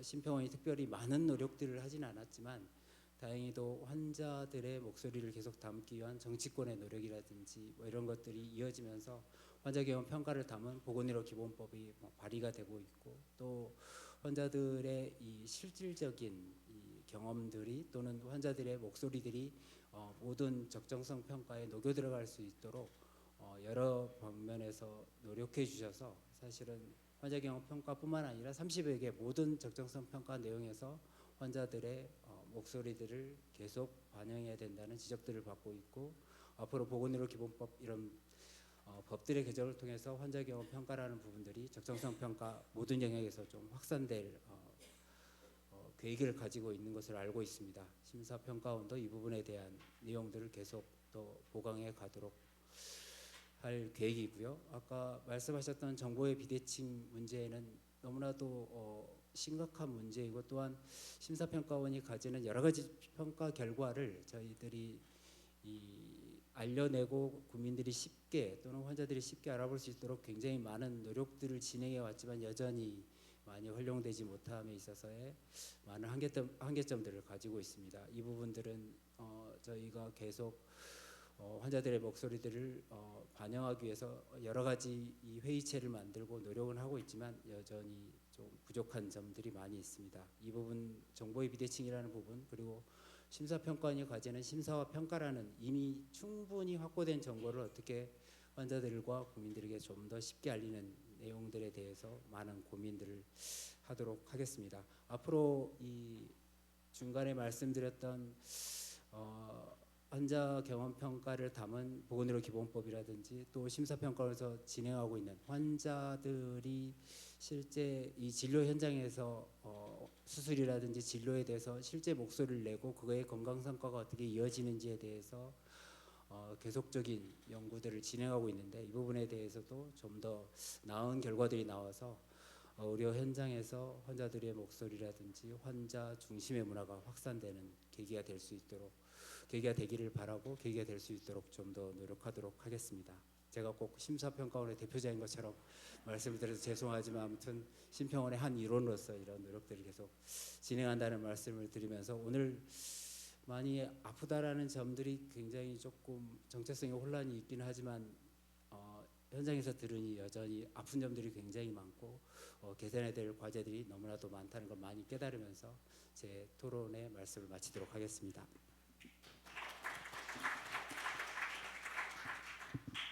네, 안녕하십니까. 저는 단국대학교 치의생학과의 장종화라고 하는데요. 저는 천안에서 왔습니다. 저희가 죽전과 천안에 있어서 천안에 이제 보건의료 분야가 특성화가 되어 있는데요. 먼저 환자 중심 의료학회 여기에 그 오주환 교수님께서 초청해 주셔서 제가 집행이사로 같이 하기로 했는데요. 실제 이렇게 다양한 또 직종들이 함께 모여서 이렇게 목소리를 낼 수 있는 거에 다소나마 동참할 수 있다는 거를 영광으로 생각을 하고요. 오늘 특히 이렇게 창립 학술대임에 이렇게 토론자로 참여할 수 있어서 매우 기쁘고 영광입니다. 저의 경우는 제가 지금 치의생학과 교수를 근 30년 정도 하고 있습니다. 그런데 제가 오늘 여기에서 제가 말씀드리고 싶은 거는 그 2019년에 저희 한국에서 지역사회 통합 돌봄이라는 시범 정책이 그 시행이 됐고요. 3년간 하다가 선도 사업을 했습니다. 그 다음에 이제 시범 사업으로 하고 올 3월부터는 이 사업의 결과물로 일반화 사업으로 이루어지게 되는데요. 다행스럽게 제가 천안에서 천안 지자체가 거기에 선정이 되어서 2019년부터 현재까지 계속 지속 가능하게 사업에 참여하고 있는데 저는 제가 치의생인 것처럼 방문 구강 관리 사업에 현장에서 참여하고 있습니다. 그래서 실제 저는 그 교수로 되기 전에 그 병원에서도 근무한 적이 있습니다. 근데 모든 국민들이 모든 과에서 가장 가기 싫은 곳이 치과라고 할 겁니다. 그래서 치과에 그 유니트 체어에 올라가는 자체가 공포고 불안이고 뭐 이런 상황인데요. 실제 그 모든 사람들이 체감하는 그런 거 이외에도 제가 실제 그 통합돌봄 사업에 참여하면서 느낀 바를 잠깐 소개를 하겠습니다. 그리고 현재 지금 저희 1섹션에서 환자 경험에 관한 이야기를 하고 있는데요. 저는 제공자 측면에서 방문구강 관리를 저희 대학원생 한 10명과 계속 진행을 해왔어요. 그리고 저희 단국대 치과의사가 있어서 치과의사분도 함께 동참해서 이 사업을 진행하고 있는데요. 제가 만나는 어르신들, 저희가 이제 천안시에서 그런 환자들을 소개를 받으면 첫 방문을 제가 합니다. 그래서 거의 1시간 정도 어르신들하고 또는 기존에 어떨 때는 그 노인들만이 아닌 장애를 가진 사람이라든가 이런 다양한 사람들을 만나게 되는데요.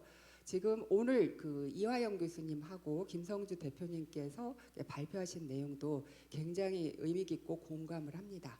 들으면서 제가 지금 현장에서 그 경험했던 거를 매칭을 해보면 아이고 다 옳은 소리야 뭐 이런 것들을 제가 실감을 하거든요.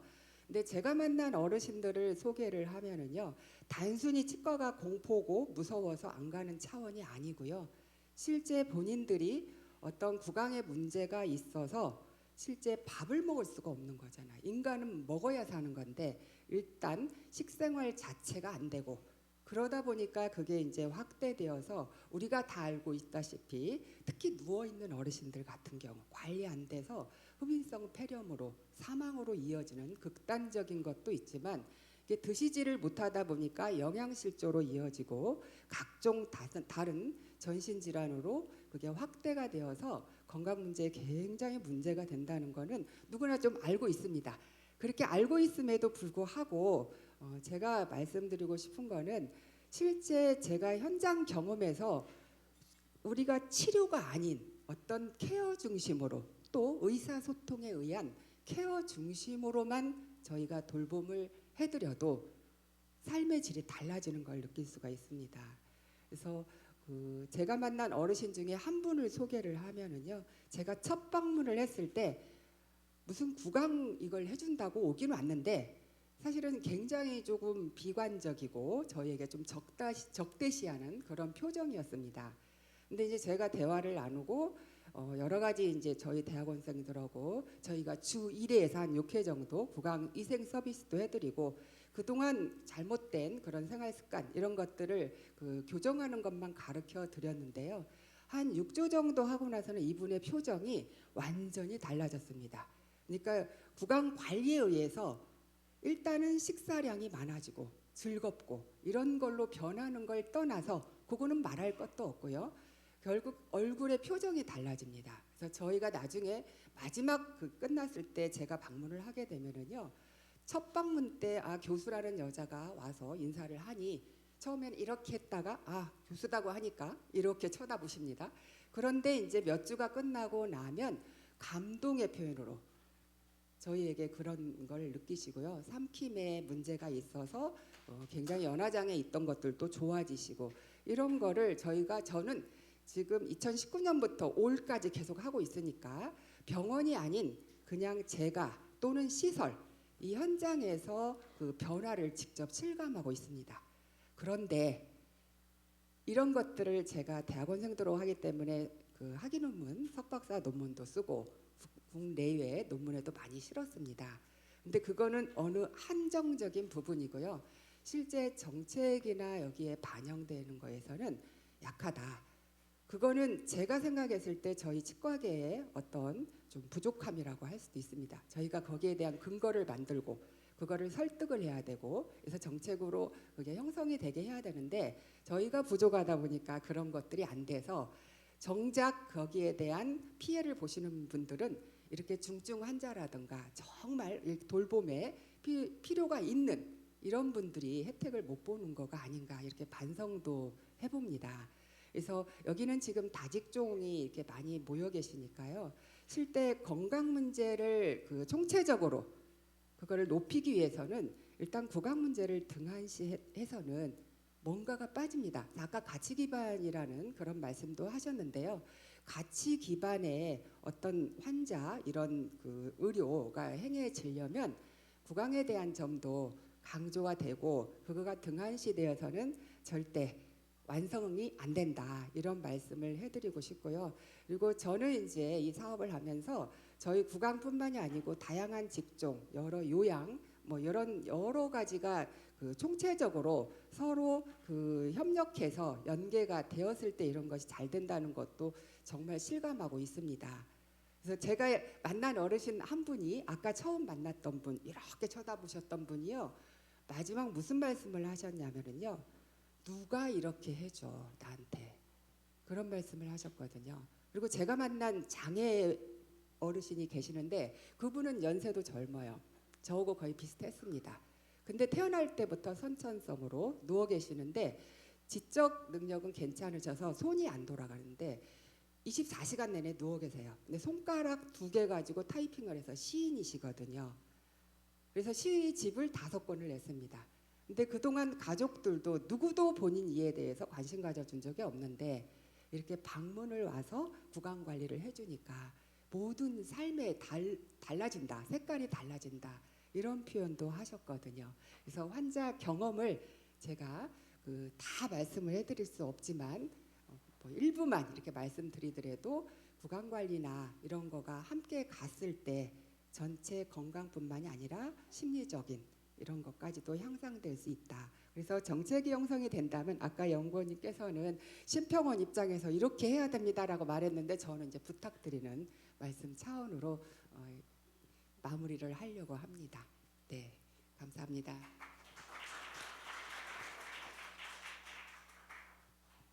네.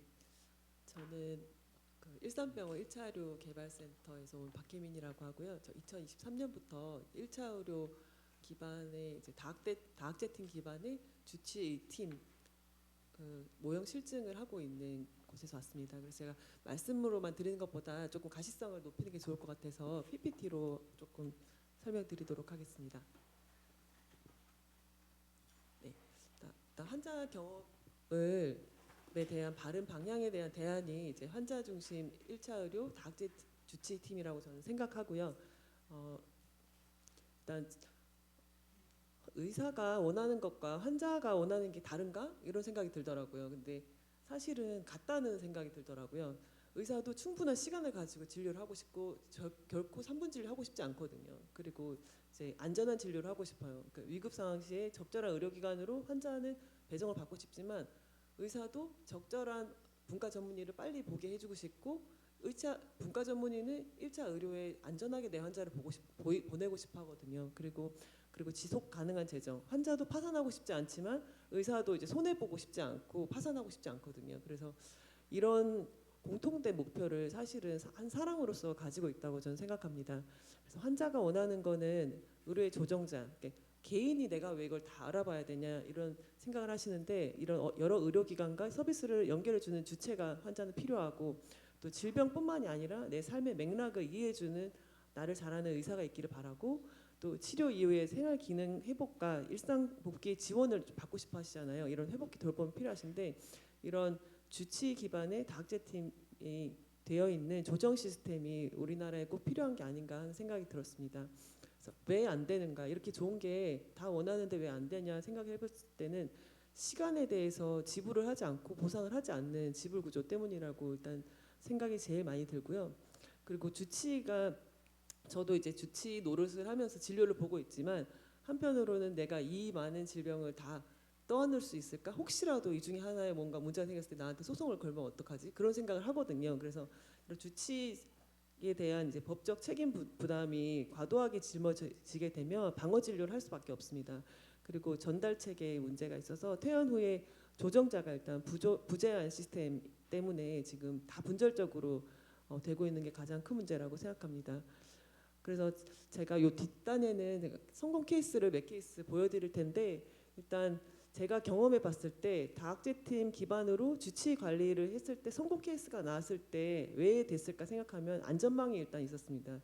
저는 이제 2차 병원에서 일하는 가정학과 전문이기 때문에 사실 제 외래에 만성질환 환자도 많이 오지만 중간중간에 당장 응급실에 보내야 되는 이제 환자라든지 복통 환자라든지 아니면은 이제 급성 백혈병 환자라든지 이런 분들이 가끔 종종 오시거든요, 사실은. 근데 1차 의료에도 이런 분들이 오지 않을까? 그런 생각이 들어요. 그래서 내가 급할 때 분과 전문이랑 협진 이용하고 응급실 이용이 무조건 가능해야 되고요.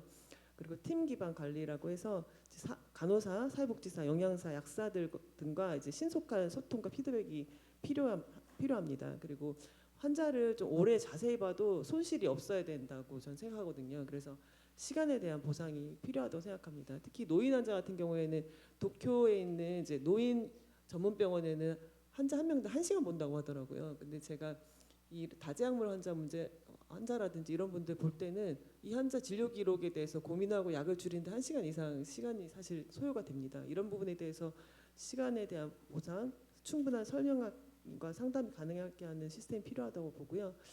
이분은 이제 62세 여한이셨는데 입원 환자셨고 이제 전해질 불균형 알코올성 간염 신호신염으로 입원하셨던 분이에요. 그래서 우울증이 굉장히 사실은 심하셔가지고 밥은 안 먹고 씻지도 않고 술만 드시고 하셨던 분이셔가지고 이제 제가 입원 협진이 나서 가보니까 이제 선망이 있으셔서 그물망에 묶여 있는 40kg밖에 안 나가는 여자 환자분이셨거든요. 그래서 이 사람은 피 검사는 다 대충 좋아져가지고 이제 보내야 되는데 의사 선생님이 보시기에 분명히 가면 또 안 좋아지실 것 같아서 걱정이 돼서 협진하신 것 같아요. 근데 저희가 이제 포괄 평가를 하거든요. 이번 진단명은 3개밖에 되지 않지만 이분은 빈혈, 저혈당, 우울, 알코올의존, 영양결핍, 낙상, 흡연, 골다공증, 뭐 예방접종, 국가검진 안 하는 건 당연할 거고 신체 기능 다 저하되어 있던 분입니다. 그래서 저희가 저희 센터에 저뿐만 아니라 간호사, 임상영양사, 운동처방사, 사회복지사 선생님 다 계시거든요. 그래서 40km밖에 안 나가던 이 혼자 걸어서 화장실도 못 가는 이제 근력 약화가 되어 있는 이 환자를 재택의료 방문간호로 시작했습니다. 그래서 대면 비대면으로 환자 하지 근력 키워주고 식습관 교육을 하고 사회복지사 선생님이 그런 지역사회 자원을 연계해주면서 환자가 굉장히 좋아지셨어요. 그래서 이제 5개월 정도 관리하니까 체중이 40kg에서 54kg로 이제 체중이 정상화되고 빈혈, 저혈당, 뭐 그런 피 검사는 다 좋아지셨는데 그것뿐만이 아니라 평생 알코올 의존이셨는데 술 안 드시고 흡연량 감소하시고 식사를 제대로 하시고 우울 증상이 개선이 되셨거든요. 그래서 지금은 이제 걸어서 오시고 최근에는 식당에 취직하셔서 일도 하고 계십니다. 그리고 이제 요새 90대 환자분들이 병원에 엄청 많으신데요. 사실 이렇게 당뇨, 뭐 뇌혈관 협착, 치매 뭐 이렇게 해가지고 보통 병원에 내가 걸어서 다니실 수 있으면 종합병원 한 4군데 정도 다니시게 돼요. 근데 이분이 처음 왔을 때 휠체어 타고 오셨고 계속 구토를 하고 2숟가락도 못 먹는다. 그리고 심장내과에서는 더 이상의 시술을 할 수 있는 컨디션이 안 되니 통합 진료 해달라고 협진이 오셨습니다. 그래서 제가 보니까 약을 10가지 이상 드시고 다른 병원까지 4개과 이상 다니셔서 일단은 약제팀에 약물 스크리닝 보냈고요. 이번에 약사님 포함해서 이분에 대해서 관리를 했는데 한 4개월 정도를 관리하니까 이분이 휠체어로 오셨던 분인데 일단 신체 GFR이라고 해서 신장 기능이 매우 호전이 되셨고 지금은 이제 혼자 매일 운동장 걷기 1시간씩 하시고 식사 하루에 3끼 정상적으로 하시거든요. 그래서 다제약물 문제가 한 12개 정도 드시고 계셨는데 제가 한 7개로 줄여드리니까 이게 그냥 좋아지셨어요. 그래서 이런 것도 되게 보람이 있는 케이스고요. 그리고 다제약물은 사실 예전부터 우리나라에 이슈가 많이 돼서 다제약물 사업이 아마 10년이 넘은 걸로 알고 있습니다. 그래서 사실 환자분들이 약에 대한 상담을 받고 싶은 열망이 크기 때문에 만족도 조사는 거의 90%가 항상 나오는데 실제로 성분명이 몇 개가 줄었는지를 체크해 보면 1.3개 줄었다고 나오거든요. 그러니까 노력을 많이 하지만 사실상 약을 줄이지는 못해요. 근데 이런 환자분들도 흔히 오시는데 이제 복합호성 증상이 있는데 다 산문 진료를 계속 받으시니까 이 증상 때문에 약을 먹으니 약 때문에 또 증상이 생기고 그 약 때문에 또 약을 먹고 이렇게 해서 약을 막 13가지 복용하고 CT랑 피검사는 계속 반복적으로 2달 동안 많이 하셨더라고요. 그래서 일단 진료 기록 다 가지고 처방전 다 가지고 오시라 그래서 검토를 다 해서 제가 13개에서 6개로 줄여드렸더니 그냥 좋아지셨어요. 예. 그래서 이런 것들이 사실 시간과 품이 많이 들지만 보상이 되지 않는 부분입니다. 그래서 제가 이 일을 하면서 이제 다학제팀 주치가 된다면 어떤 부분에 있어서 역량을 보일 수 있을까 고민해 봤을 때는 일단 의료 경로를 조정할 수 있고요.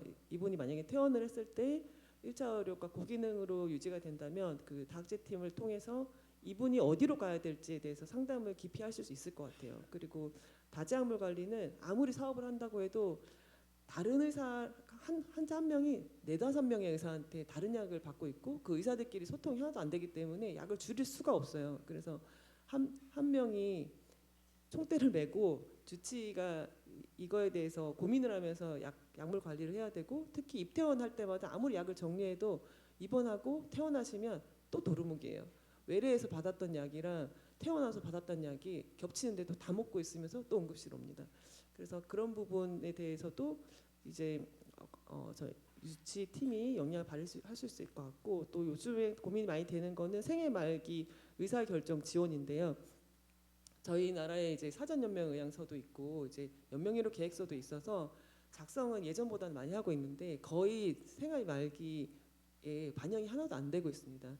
사실 4개밖에 커버를 하지 못하고 있고 기도, 뭐 항암제 그리고 CPR하는 뭐 4개밖에 없어요. 근데 사실 입원 생활 해보신 분들 알겠지만 생애 말기에 고민해야 될 것들이 너무나 많습니다. 근데 그 생애 이런 상담을 받으면서 복지사나 이런 비의료인들 선생님께 설명을 들어도 이게 의료인이 아니기 때문에 와닿는 부분이 되게 적고 물어봐도 대답해 줄 수 있는 부분도 적다고 생각하거든요. 그리고 우리나라는 대부분이 사실 전문의 체제고 병동 경험이 있습니다. 그래서 이런 생애 말기 의사 결정 지원에 대해서 좀 에비던스 있게 이제 그런 정리가 되고 환자한테 설명해 줄 수 있고 실제로 그 연명의료 계획에 이 의사가 반영이 될 수 있도록 하는 게 꼭 필요하지 않나 하는 생각이 듭니다. 그래서 저는 이제 저희 이런 다학제팀 1차 의료가 이제 삶의 경로를 관리하고 의사결정을 지원할 수 있다고 생각하고요. 이게 환자 경험을 높일 수 있는 바른 대안이 될 거라고 보고 또 이런 사실 이제 1차 의료의 수가 보전이 60%가 안 된다고 전 들었거든요. 근데 그게 뭐 그냥 감기 처방하는 데다 이렇게 생각하기 때문에 그렇게 해도 정당하다고 어떻게 보는 것 같기도 해요. 하지만 이제 이렇게 고기능의 복잡하고 가장 사람 중심적인 고기능 의료를 하기 위해서는 그에 맞는 보상이 필요하다고 생각하기 때문에 그런 시스템이 구현이 꼭 돼야 된다고 생각합니다. 네, 이상입니다.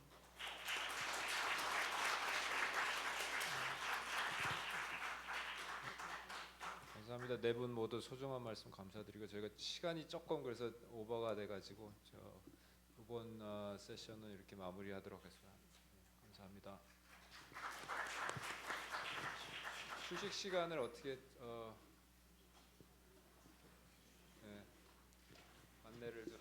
10분 휴식은 그대로 하고 지연을 우선 10분 그렇게 하는 걸로 하죠. 그러면 13분 내지 15분 사이에 들어와 주시면 감사합니다.